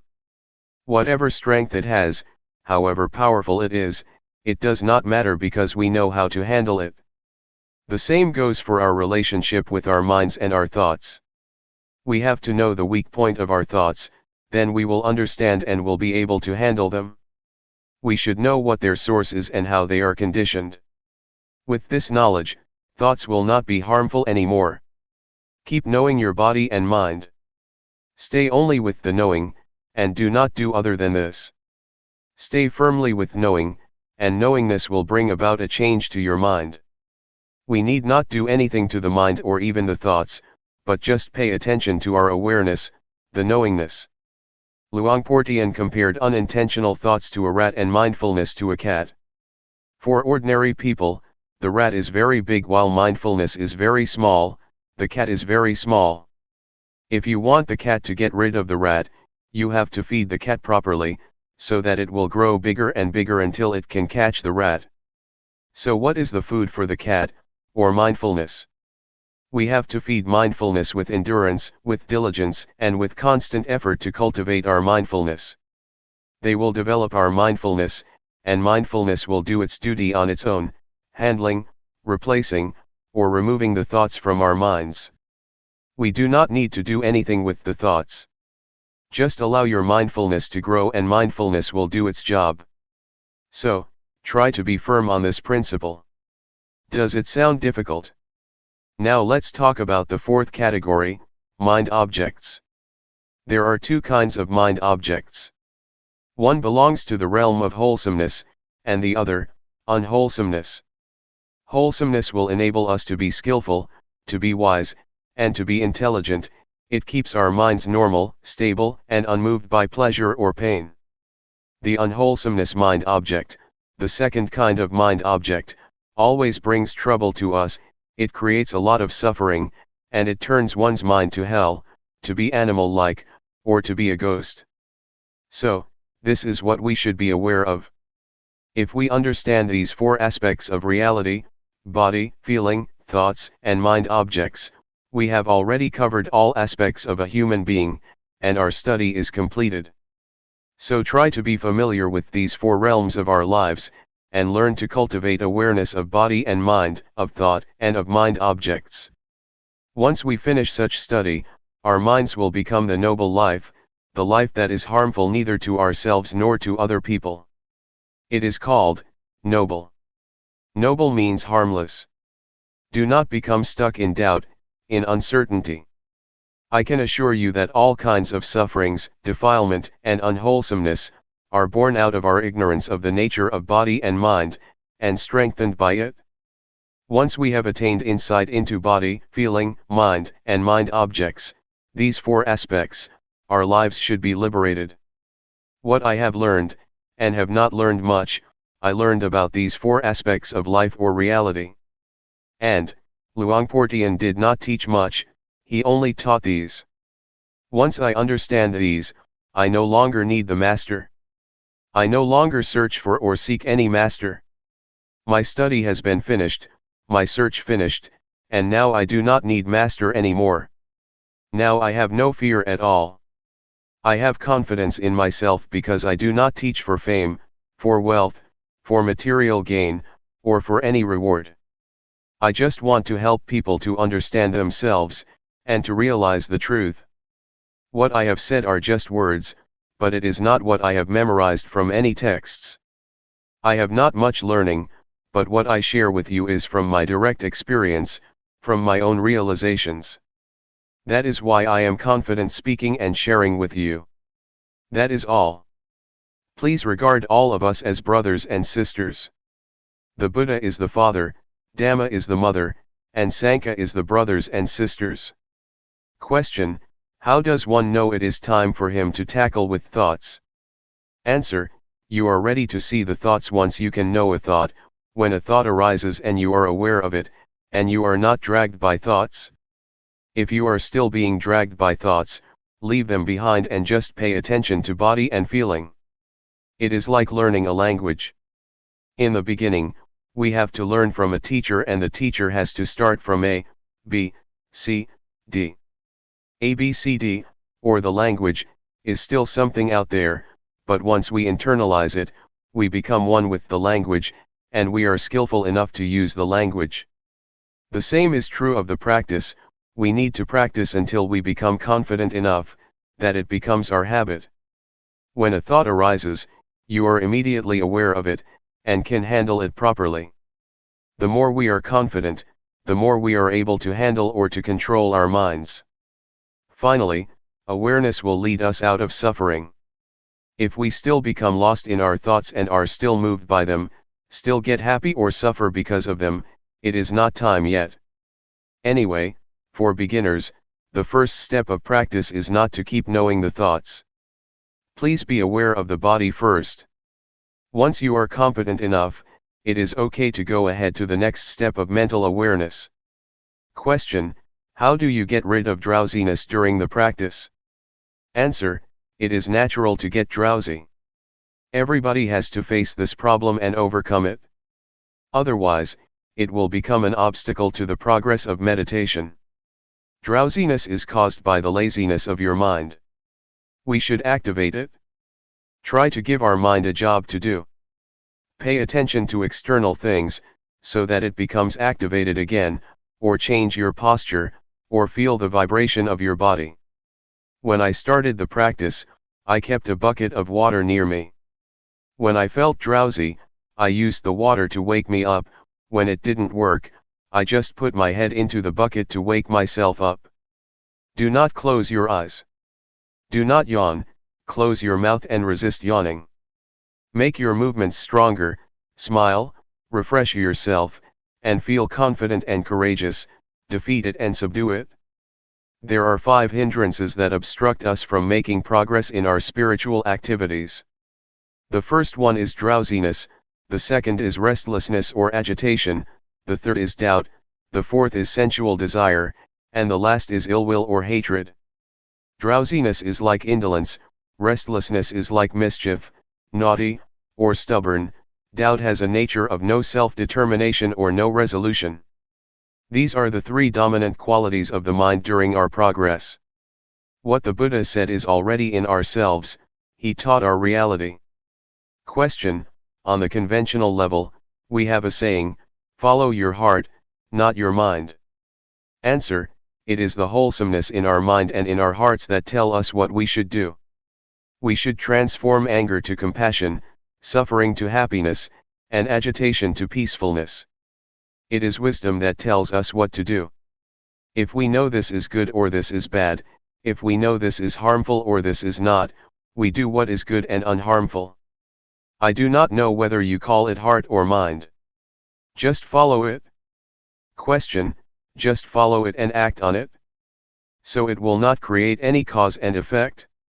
Answer: oh, sure, if it is a good cause, if one is mindful, if it is not harmful to oneself and others, it is a good karma. If it is harmful to oneself and to others, that is a bad karma, a bad deed. Question: should we just follow the middle path, if we are not sure whether it is a good cause or not? Just sort of ignore it and not act upon it? Answer: don't worry whether it is from mind or from heart. If you know it is harmful, avoid it.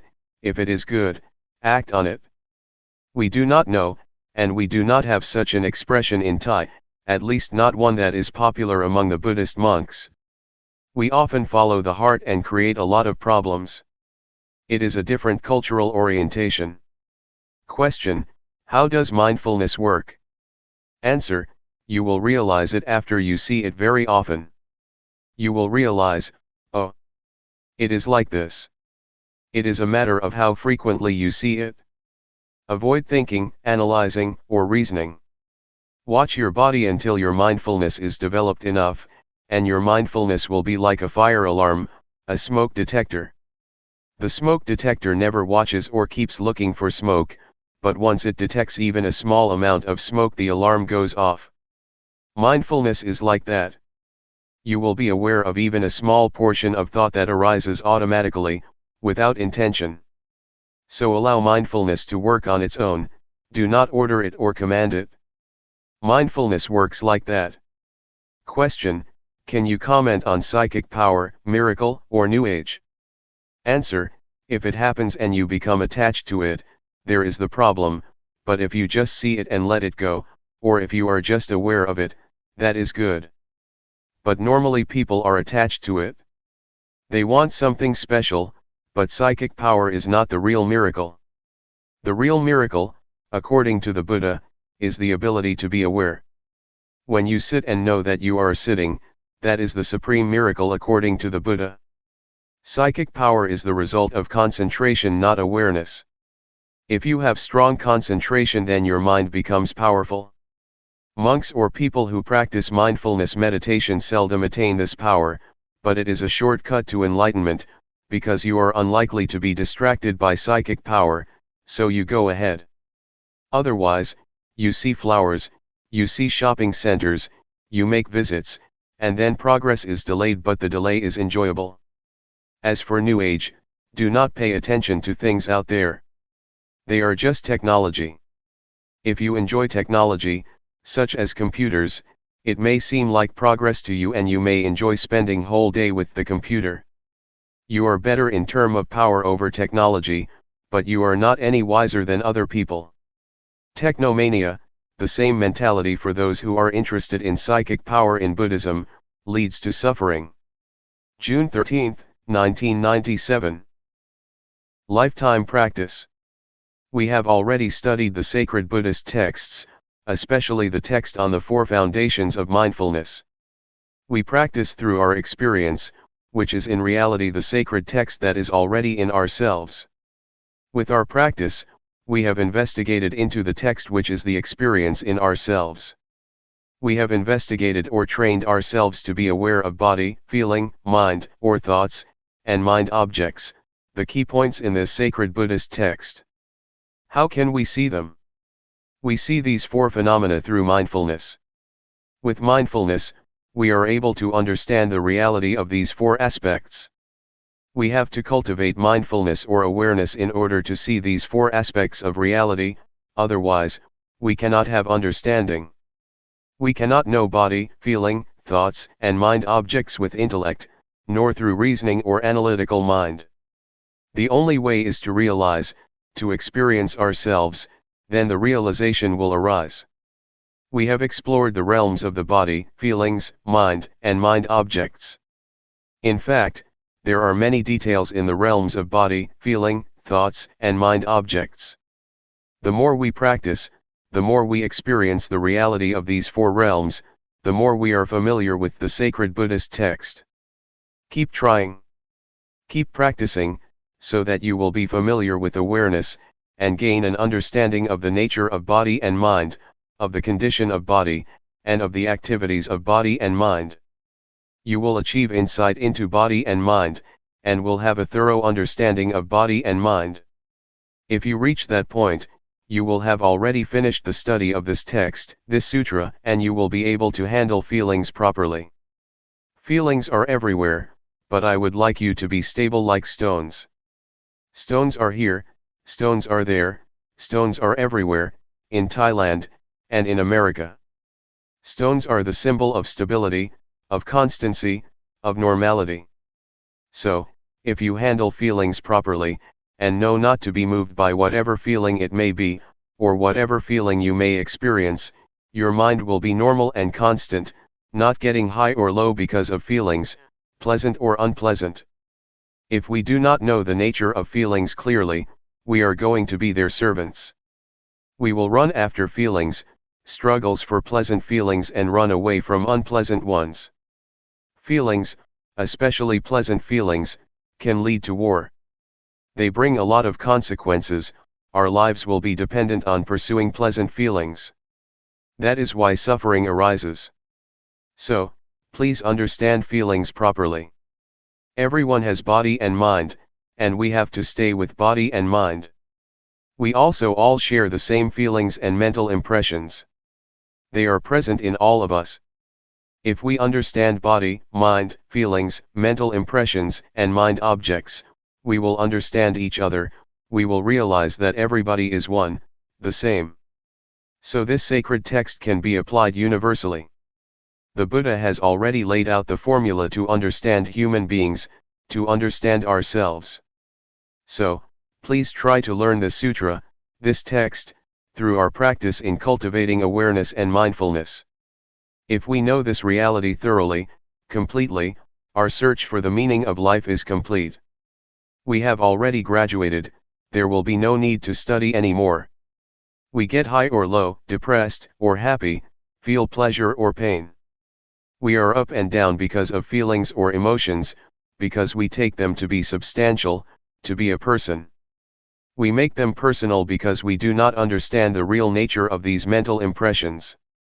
Somebody may feel, during the practice, that they are tired. But if you understand mental impressions clearly, you would rather say, tiredness is present in me, not, I am tired. We do not take tiredness to be ourselves or to be a person. So please develop an observer in your mind, within yourself. Just see the feeling, acknowledge it, notice it, don't identify with it, and you will learn how to be free of it. So, keep looking into yourself, keep observing, keep seeing, and you will be free, will see, will understand its real nature. If you see it frequently, the truth of body and mind will reveal itself for us to see. Actually, the truth reveals itself at every moment, but since we do not know how to see it, we miss it. There are a lot of consequences of not understanding the truth of body and mind. Defilement, anger, hatred, delusion, selfishness, and suffering, are all results of our inability to see body and mind properly. So, it is very important to learn seeing body and mind, to be aware of body and mind. Thought, or the thinking process, influences our speech and our conduct. Thus produces a lot of consequences and affect people in various ways, from one person to another, forming chain reactions. So, simply put, thoughts can produce a lot of consequences. But if we see the thoughts and understand their nature, they will not have as much influence or consequences. Unintentional thoughts cannot last if you see them. If you are aware of them, they are not substantial. Once we are aware of them, they just fade away, so do not think they are substantial. Just be aware of them. They cannot produce consequences. A thought has no end, it is always concocting reality. If we do not know the way of the thought, it will start another one and another, without end. There is a story of a dog in a monastery. Sitting under the staircase, the dog saw a monk returning from the alms round with food. It thought the monk very lucky because he could get food easily. After finishing his breakfast, the monk gave the leftovers to the dog. The dog had the idea that being a dog is even better, it can have food easily without having to go through the village. But after a while, a monastery boy beat the dog and the dog changed its mind. I would like to be the boy because he can beat the dog, he is superior to the dog. After the boy went to sleep, a fly buzzed over him, and the boy made a fuss trying to get rid of the fly without success. So, the dog thought being a fly would be better because he could disturb the boy, and the boy would not be able to get rid of it. A while later, though, the fly flew to the dog's mouth, so the dog just stretched his tongue out and caught the fly. He finally realized that to be a dog is better because he could overcome the fly. This is the concocting mind, the power of compounded thinking without end. We change our minds all the time. In a thought itself, there is truth, the truth of the thought, the cause of suffering as well as the cause of happiness, the truth of the way, the suffering and the way out of suffering, the truth of attachment and the truth of detachment. Thought is not a self, it is subject to condition. You have to understand that thoughts are created by conditional factors. They cannot exist alone. So we have to understand the conditions that produce the thoughts. All kinds of truths about suffering and the cessation of suffering can be learned, can be known within the truth itself. Truth is not a self. It is a condition. You have to understand. The Buddha said to Sariputta, that things and existence are produced by causes. They are governed by the law of causality. If you want to extinguish this, you have to get rid of that, because that is the cause of this. This is the law of causality, the law of dependent origination. So, if thoughts are subject to this law, they have causes and sources.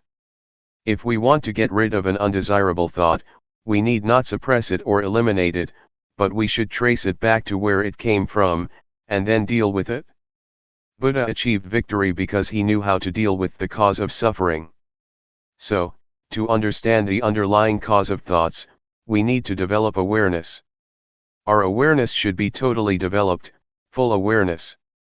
The way that the Buddha mentioned in many sermons, including the first sermon, was formalized and laid out in the text of the Four Foundations of Mindfulness.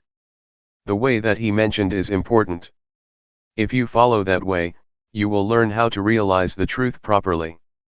The nature of all existence is subject to impermanence, unsatisfactoriness, and no self. If you do not understand this, you will get high in pleasant feelings, and get low in unpleasant feelings. Life cannot always be pleasant, you will sometimes suffer. Our minds are moved up and down. But if we know all objects, all feelings, and do not take them to be substantial, do not identify ourselves with them, they can neither harm us nor disturb our minds. This is what I would like to stress. The retreat is not over as long as we have breath or are alive. We need to practice as long as body and mind exist with us. As long as we still have feelings and emotions, we need to continue our practice. To give you an idea that we are not alone, anything happens to us, noise, voice, people, sight and sound, taste and smell, from surroundings, have involved our lives. We have to learn to deal with all sorts of things properly, so that we will not suffer. June 14, 1997. Buddhist meditation in a nutshell. I would like to talk about the problems of meditation. They are problems that we all share: drowsiness, pain, tiredness, and exhaustion. These problems are quite normal for the practitioner. We have all experienced the same kind of problems. The only duty we have is to be mindful in every moment and in every situation. Whether you are drowsy, tired, or feel pain, try to be mindful in that situation, meaning you are not disturbed by these problems. Do not regard them as obstacles, but take them as experiences that enrich your practice. Because skillful practitioners have to learn how to deal with various kinds of experiences. Do not try to find answers in the intellect or in your brain, or try to investigate into the thoughts, or make reasons for what you have experienced. Just feel. Just stay aware. The practice of awareness will bring you insight or wisdom.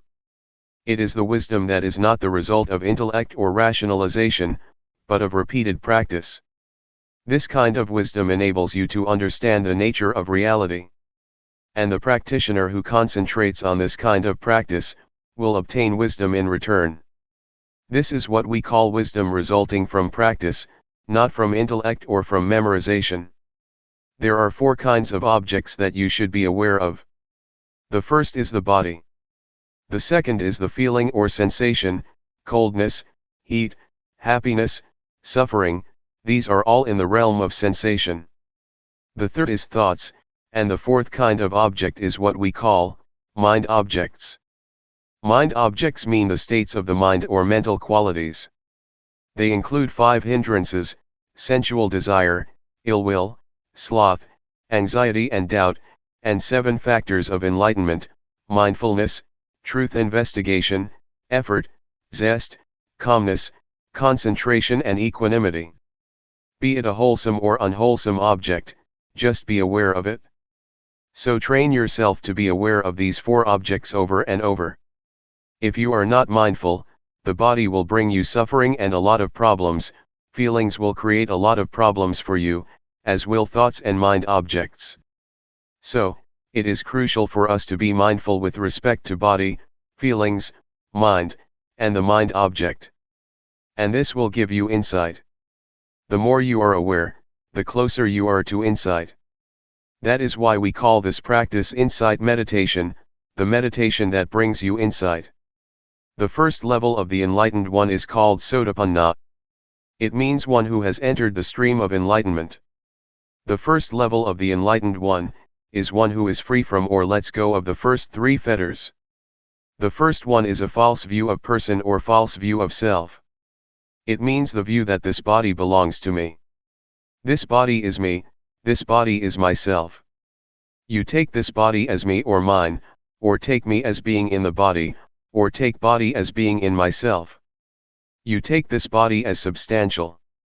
But, if you attain insight into body and mind from this method of meditation, you can liberate yourself from this false view of self. The second fetter is uncertainty, skeptical doubt. Once you have realized the true nature of body and mind, you achieve insight or wisdom and you have no doubts about the practice or about the proper way of meditating. The third fetter is attachment to form, to rituals, to legalities, or to the rules. This practice is good, is correct, that practice is not good, not correct. This rule is okay, that rule is not okay. This etiquette is good, that etiquette is bad. These are what we call attachment to the rules and rituals.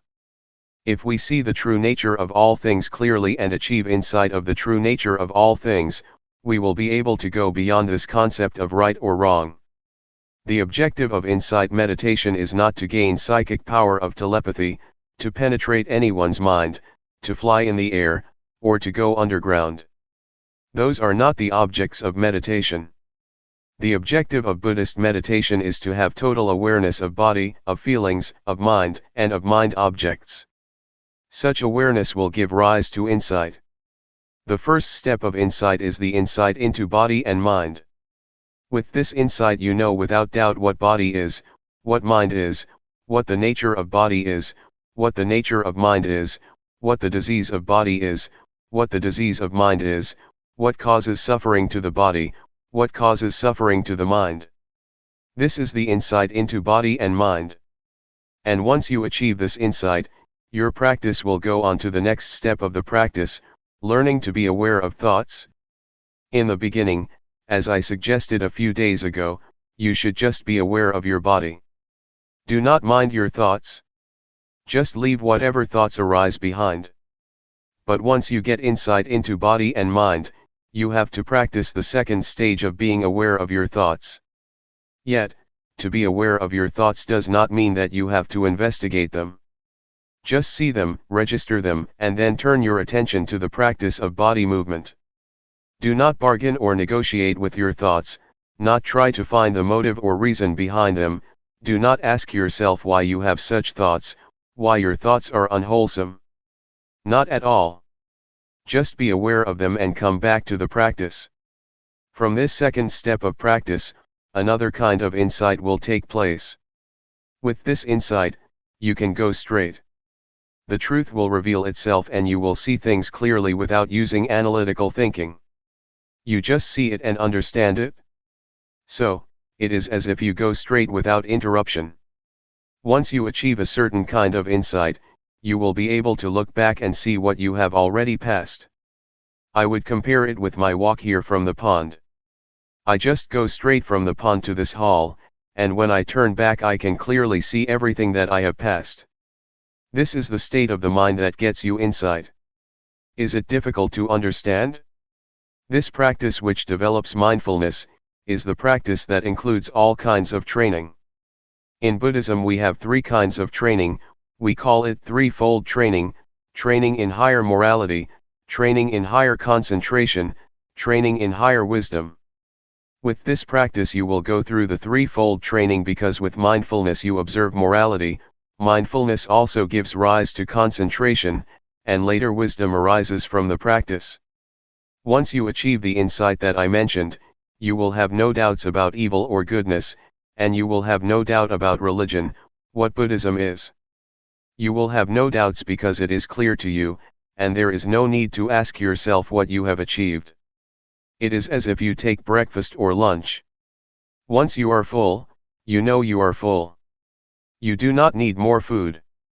It is a realization nobody needs to confirm for you.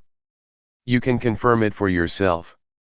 It is all right or good for you to experience drowsiness, frustration, and anxiety, because they help you learn.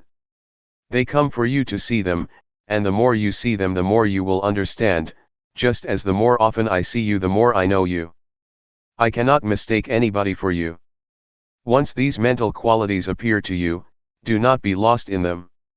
Try to see them, do not identify with them, but see them, observe them. And the more you see them, the less likely they are to disturb you. They will gradually fade away. July 8, 1997. Insight Meditation. It's time to give a talk to complement your practice.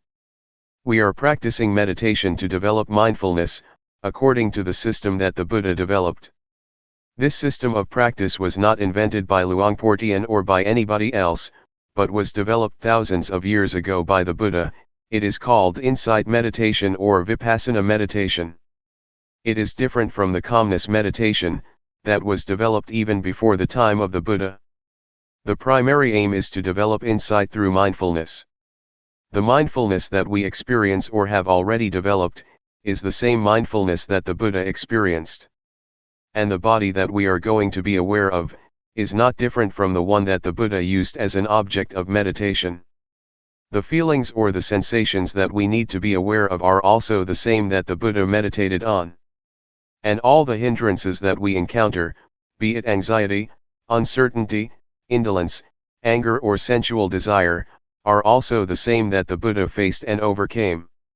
So, what we do is not far from what the Buddha did or experienced. There are two objects that we have to be aware of, body and mind. That which moves is body. The hand's movement is the body's movement.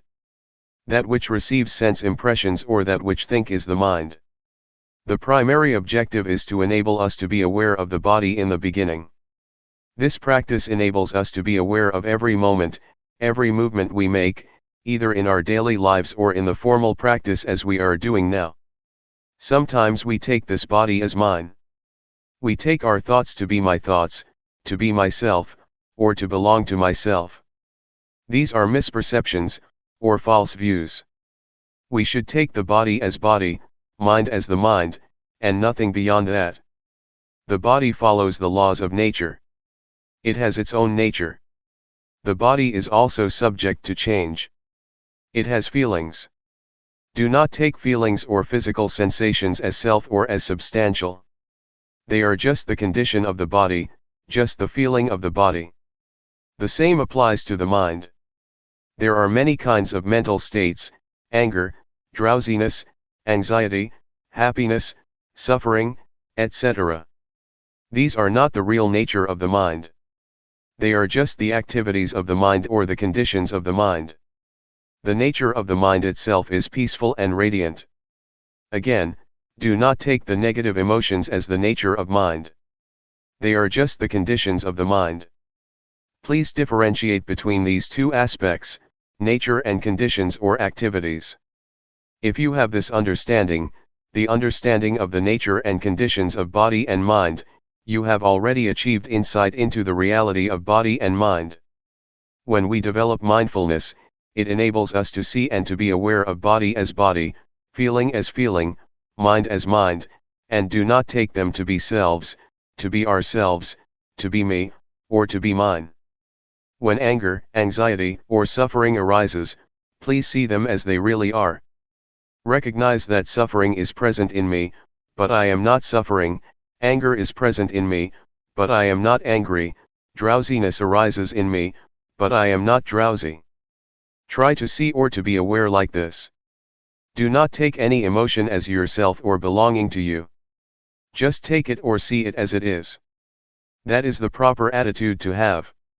When you practice mindfulness to a certain point, you will have this insight into body and mind, and the truth of body and mind will reveal itself. What is the nature of body?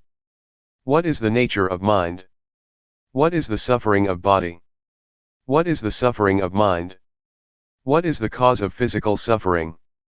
What is the cause of mental suffering? These are the truths that will reveal themselves when you attain a certain level of insight, and these will reduce your suffering. You have to look. You have to be aware. Then, insight will occur. If you are lost in thoughts or emotions, you cannot see, cannot understand the nature of mind. If you take this body as self or as belonging to you, you will not be able to understand the real nature of your body. So please keep knowing, and being aware of whatever happens to your mind and body. Do not identify yourself with thoughts, feelings, or emotions. Just see them. When you are aware, you will realize that the mind is impermanent, it is subject to suffering and it is not self. The same goes for the body. The body is impermanent, it is subject to suffering and it is not self. These are the insights, the results of awareness. Can you understand? The noise disturbs us, but sound is just sound. Do not bother with it. Don't be disturbed by noise. Just accept it. That's the way it is. Do not let it have an effect on you. The state of awareness is very important. It is the path. It is the fundamental of holy life. It is the whole of the training. In Buddhism we have three aspects of training, or threefold training: training in higher morality, sila; training in higher concentration, samadhi; training in higher wisdom, panya. If you practice mindfulness, you have already undergone this threefold training. Awareness enables you to be free from thoughts, free from mental states. It enables you to let go of these elements.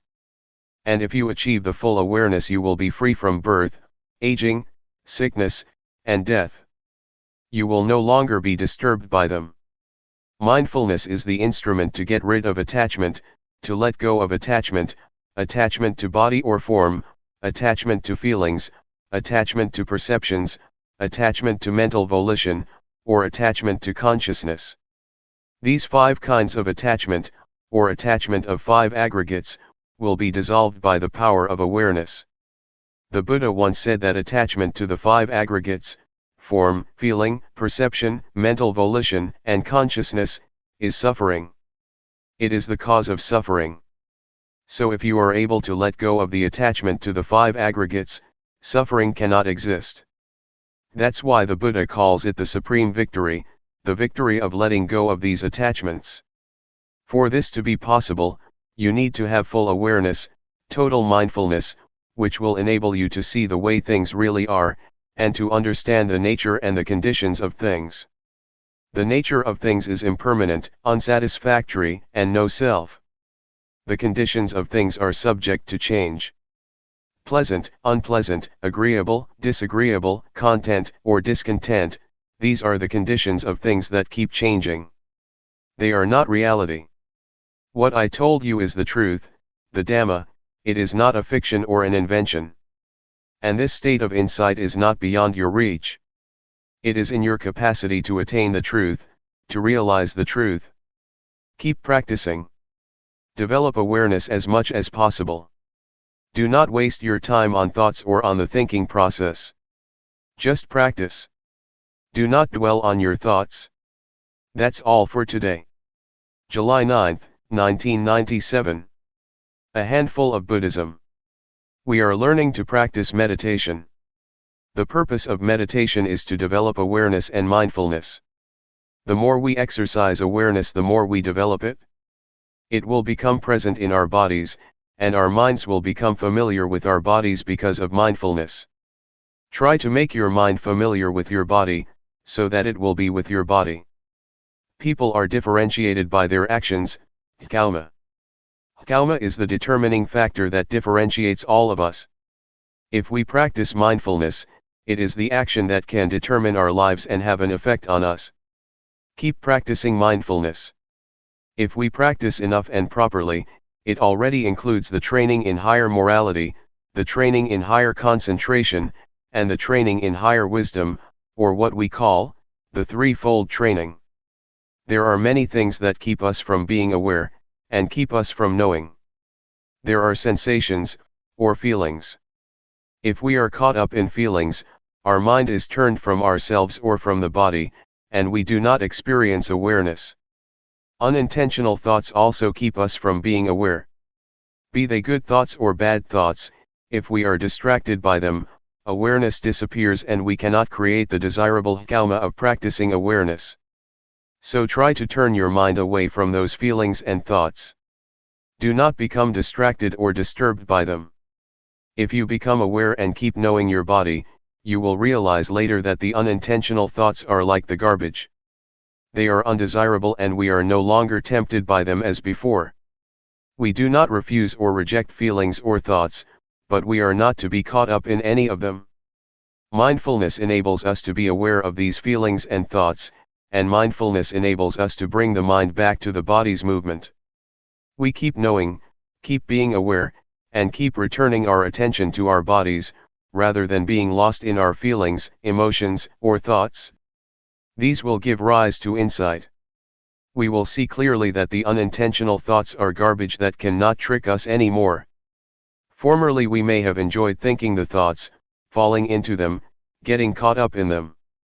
But once we see them as garbage, we feel ashamed of ourselves, and we no longer want to bother with them. This is the insight that you can achieve from thoughts themselves. They give you this lesson. When thoughts arise, just be aware of them.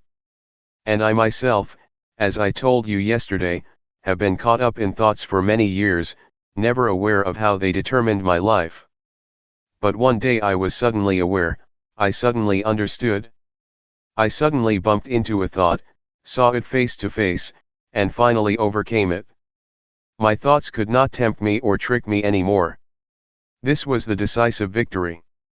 Before that, I was the slave of my thoughts which concocted greed, hatred, and delusion. With thoughts, greed, hatred, and delusion arise. A lot of thoughts become the consequence of those defilements. Once I understood and saw the thought clearly, I became its master. The thoughts cannot be my master anymore. This is the insight, the result of accumulated awareness. The four categories, body, feelings, mind or thoughts, and mind objects, keep coming into our lives. We experience all of them. During practice, they keep coming, keep arising, and keep disturbing our minds. We do not know how to deal with them because we do not have enough mindfulness. But if our mindfulness is strong enough, they just come for us to learn and see their nature clearly, to see that they are temporary states of mind. There are two kinds of nature, the nature of body and mind, and the conditional state of body and mind.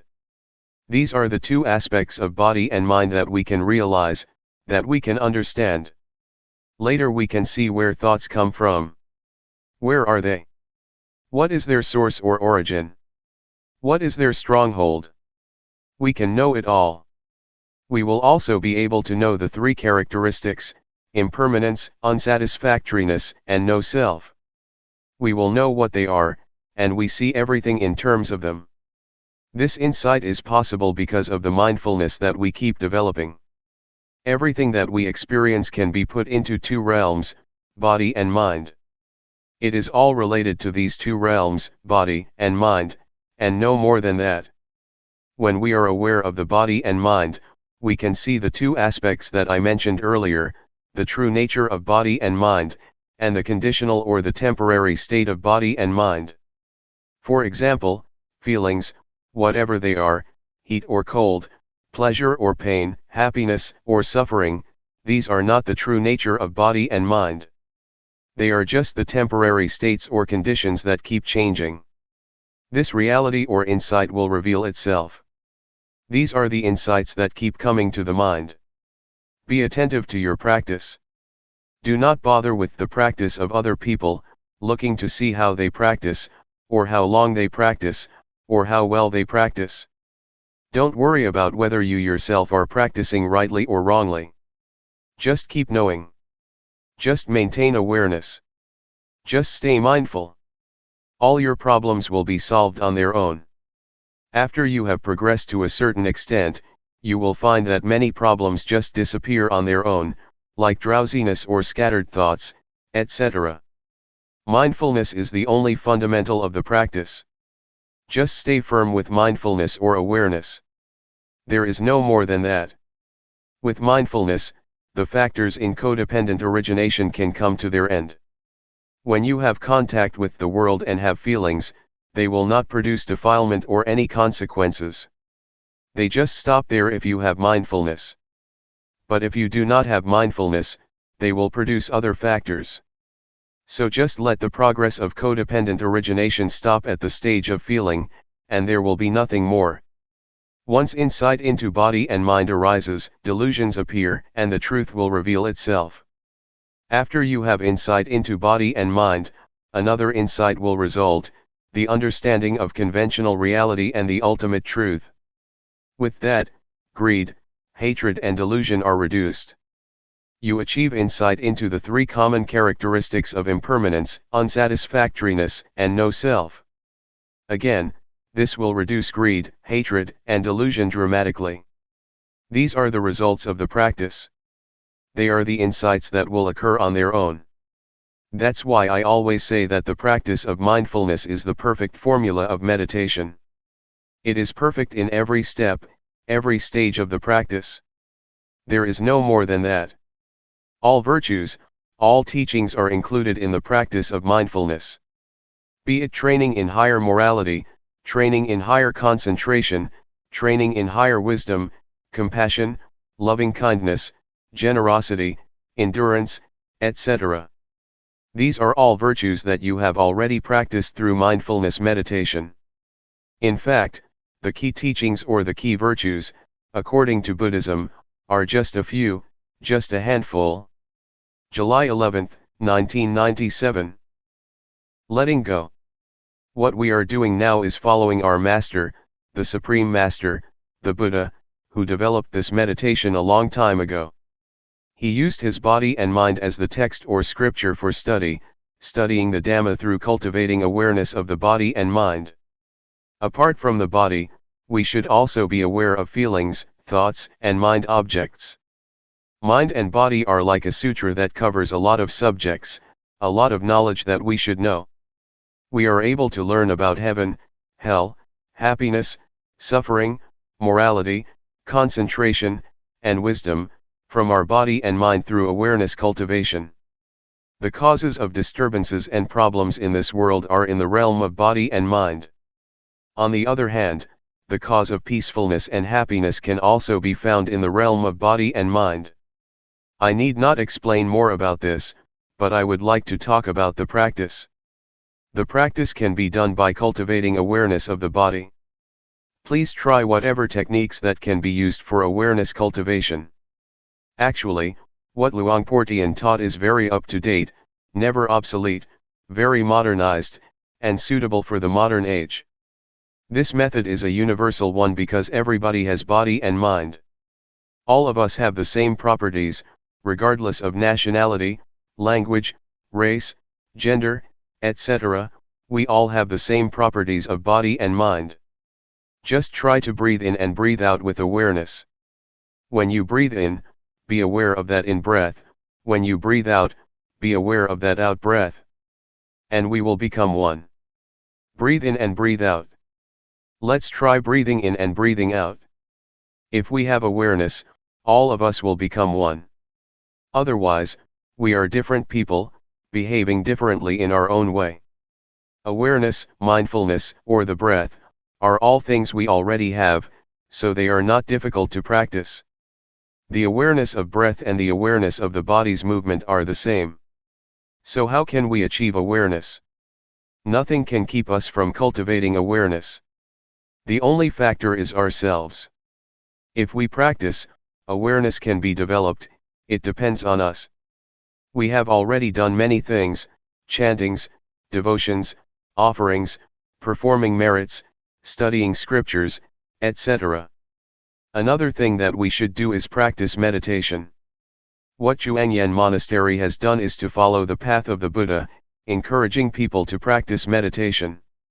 Although not many people are interested, it is a good activity. Other Buddhist practices such as offering food to the monks, offering materials to the temples, observing the precepts, or studying the texts, are not lacking in society. What we lack is awareness. We have problems regarding the body and mind. We suffer because of body and mind. Greed, hatred, and delusion arise because we do not know how to deal with body and mind properly.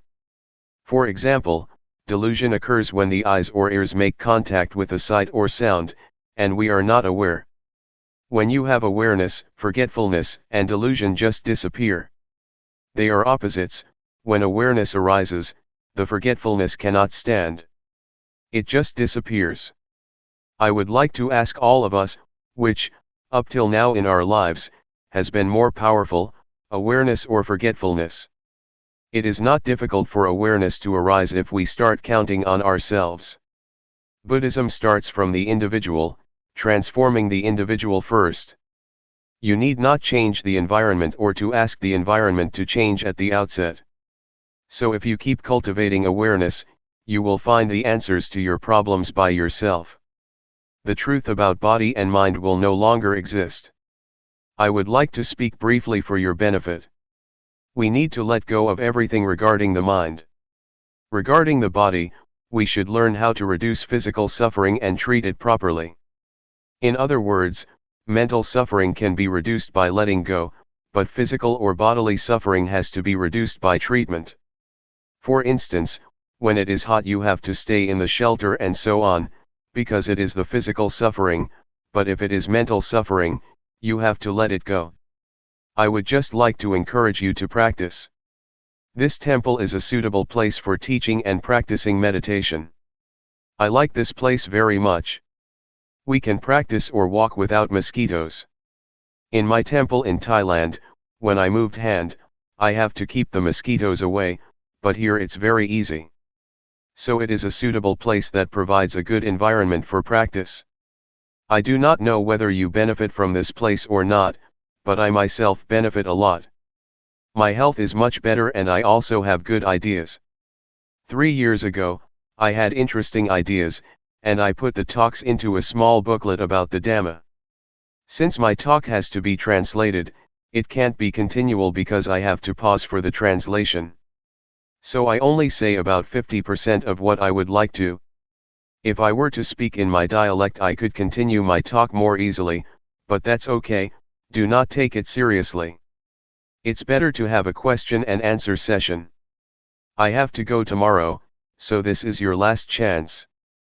Question: what should I do when I have no thought during the practice, and what should I do when I am aware of my body's movements but all kinds of thoughts arise simultaneously? Answer: what you should do is be aware of the thoughts that arise, that's all. When no thoughts arise, just be aware of your body's movements. When I practice, sometimes I lose my sense of self, but when it seems that I myself have disappeared, I just touch myself to regain my sense of self. Question: with awareness, one may attain the state of no self or even reach the level of arahant. Is the eradication of the 10 fetters that an arahant should achieve, before he reaches enlightenment also possible through awareness? Answer: awareness gives rise to higher morality, higher concentration, and higher wisdom. So, the threefold training is already incorporated in the act of awareness. It depends on how much awareness we have. If the awareness is strong, it can get rid of the fetters one by one. So it depends on how strong the awareness is. The more powerful it is, the more likely it is that it can overcome or dissolve the fetters. Question: how do we enhance the changing conditions of our bodies and minds with awareness during our practice? For instance, what do we do if the mind becomes neutral? Answer: a neutral state of the mind means that the mind is ready to be happy or suffer. Just be aware of that neutral state. If it transforms into a pleasant feeling, just be aware of it. If it becomes an unpleasant feeling, just be aware of it. At the same time, if there is no thought, just recognize that there is no thought. When a thought arises, just be aware of it. You need not do anything with your mind or make it move from that state. Just practice and be aware of your body's movements, that's all. Question: is there any difference between the awareness that we are developing, and the awareness of the Buddha? Answer: they are the same.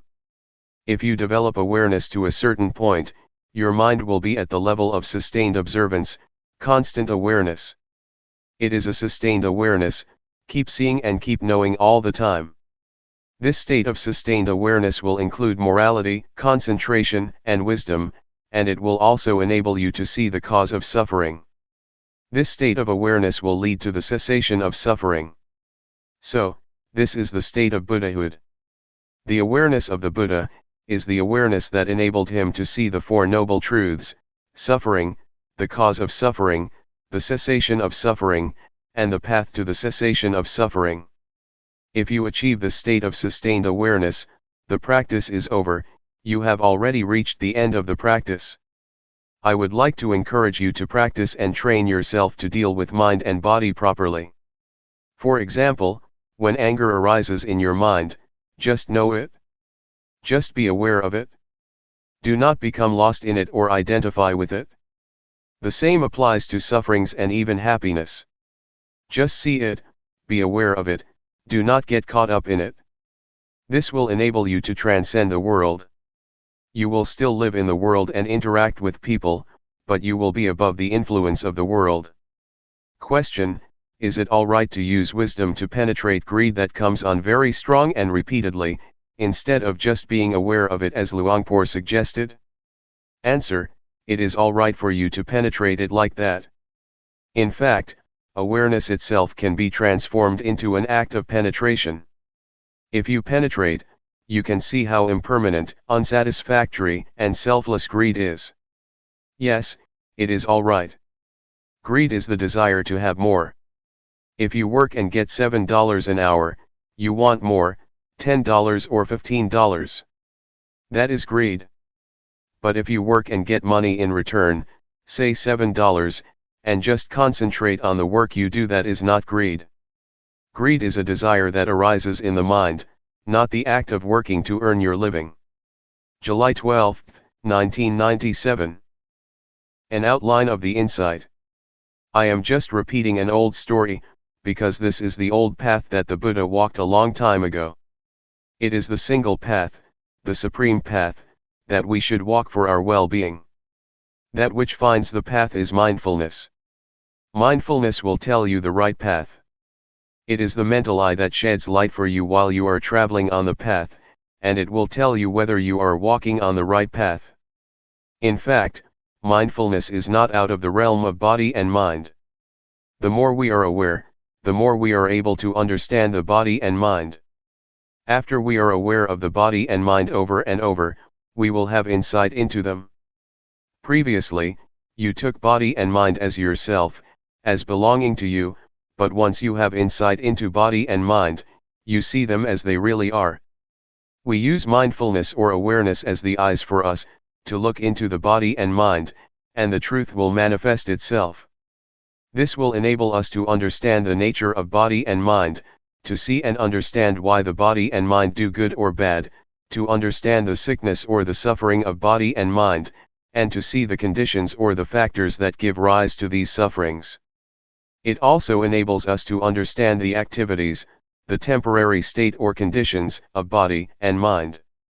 These truths will manifest themselves to us. Insights occurs to us like a door that is opened. Once it is opened, we can look and see inside, and everything inside is clear to us. So, when we have insight into body and mind, the truth of body and mind will be apparent. We will see the sufferings of body and mind, and we are interested to see what else come after them. We keep seeing, and keep knowing the truth regarding body and mind, step by step. The truth just goes, and we just follow it as it opens or manifests itself to us one by one. It is like when we study and have an understanding of the subject, the understanding keeps increasing because one leads to another. Insight is like that, it expresses or manifests itself, and we just follow it. Our body is not ours. It is beyond our control, nobody can control it, and no one can be its master. It just goes on its natural way, we cannot control it. And you will see clearly if you look closely. You will be aware that feelings and sensations are constantly arising. There are feelings and sensations at every moment. Please do not think that feelings just happen when you feel tired or exhausted. They occur all the time and happen every moment. They arise and cease, continually. The continuity of sensation is like a flow. In fact, we have already suffered enough from this continuity. Moreover, we still bring other sufferings into our minds. We suffer when we are subject to old age, sickness, or death, when we experience the undesirable, when we depart from the desirable or beloved ones, or when we cannot fulfill our wishes or cannot reach our expectation. These are all conditions of life that we grasp because of our ignorance, which gives rise to more suffering. But once we know the truth, the reality, these phenomena cannot affect us. Once we know, we just let go. The knowledge which results from meditation is not just knowledge because it also transforms our lives. When we look into it, we realize the truth that is inherent in body and mind. And it just manifests itself. When the truth of body and mind is realized, our minds are transformed and our perceptions changed. When you see suffering, it manifests its reality, its nature. So, once we are aware of it, suffering is transformed into happiness, and ignorance is transformed into wisdom. Furthermore, we will understand the truth of goodness and religion. What is religion? What is the teaching? What is the truth? These are the insights we will have at this stage of practice.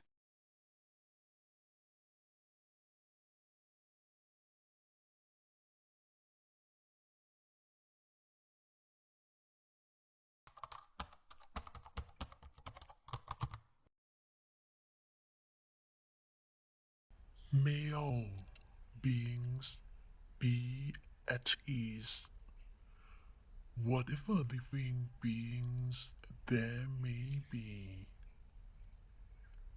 whether they are weak or strong, omitting none, the great or the mighty, medium, short or small, the seen and the unseen, those living near and far away, those born and to be born. May all beings be at ease.